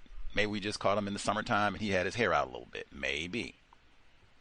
But to me, he looks a lot darker than Mr. Bove. Oh my God, some of these he looks really dark. Like, yeah, he would be get away from me. Like, I don't need to talk to you about nothing. You are going in the oven. Period. Ain't no discussion. Like, yeah, get away from me. I need to go get. Gosh, he looks really dark. He looks really dark. Oh, whoa. Really, he doesn't look that dark when I see him. Maybe you see the February him with closer cropped hair, or they do the lighter thing because you got all the technology. So maybe they, lighten him up a tint or two. And the pictures that I'm seeing, he looks like, wow, he looks darker than Obama in a lot of these to me. I mean, what? I don't know about that. Wow. Okay. I didn't say Michelle Obama. I meant, Barack. But to me, yes, on some of these, he looks significantly darker than Barack Obama. Yes, some of these, not all, but some of these. Oh yeah, he looks, yeah. Anywho, but yeah, I don't do the classifying. Yeah, I'll have to show you some of these where he looks, to me, he looks way dark, but whatever. I don't do the classifying. White people, the most powerful white people might come and say that all of these folks are white, and you don't know what the hell you're talking about, Gus. That might be true. Anywho, I'll post some images on social media and you all can vote, and then we can, or you share. Just let me know. Do you think they're white? Not white? Let us, and maybe you can even ask. Maybe if you're around white people, if you have white friends, ask. Do you think Mr. Bongino is this a white dude right here? What do you think? See what they say. Same thing, Mr. Bove. You think this is a white dude right here? See what they say. Let us think. I'll post some images online and we'll share results. Anywho, we did our full 3. Sade's Voice. Excuse me. Yes, I was correct in the first place. Sade'sVoiceFoundation.com. Sade'sVoiceFoundation.com. We'll be here tomorrow, 8 p.m. Eastern, 5 p.m. Pacific. Sobriety would be best. Man, they say this is like the 100 most dangerous days on the road in the U.S., and all that Mad Dog 2020 is a big part of that. Any hoodles. We'll be here tomorrow and then again on Tuesday.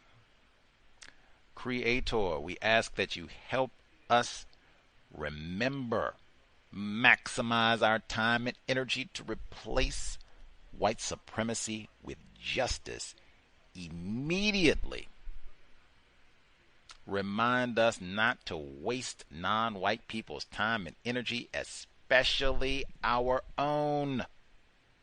Stop name-calling black people. Stop producing throwaway non-white children to be raped by Mary Kay Letourneau. Started grooming Veely in the second grade. It's 8, I think, in second grade. It's like 7, 8.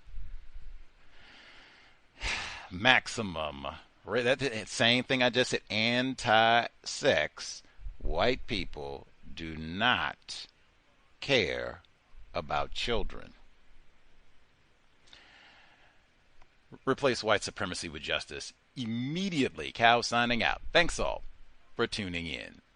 Nigga, you so brainwashed. I'm a victim, brother. Problem. You're a victim. I'm a victim of 400 years of conditioning. Shut up. The man has programmed my condition. Mm-hmm. Even my conditioning has been conditioned.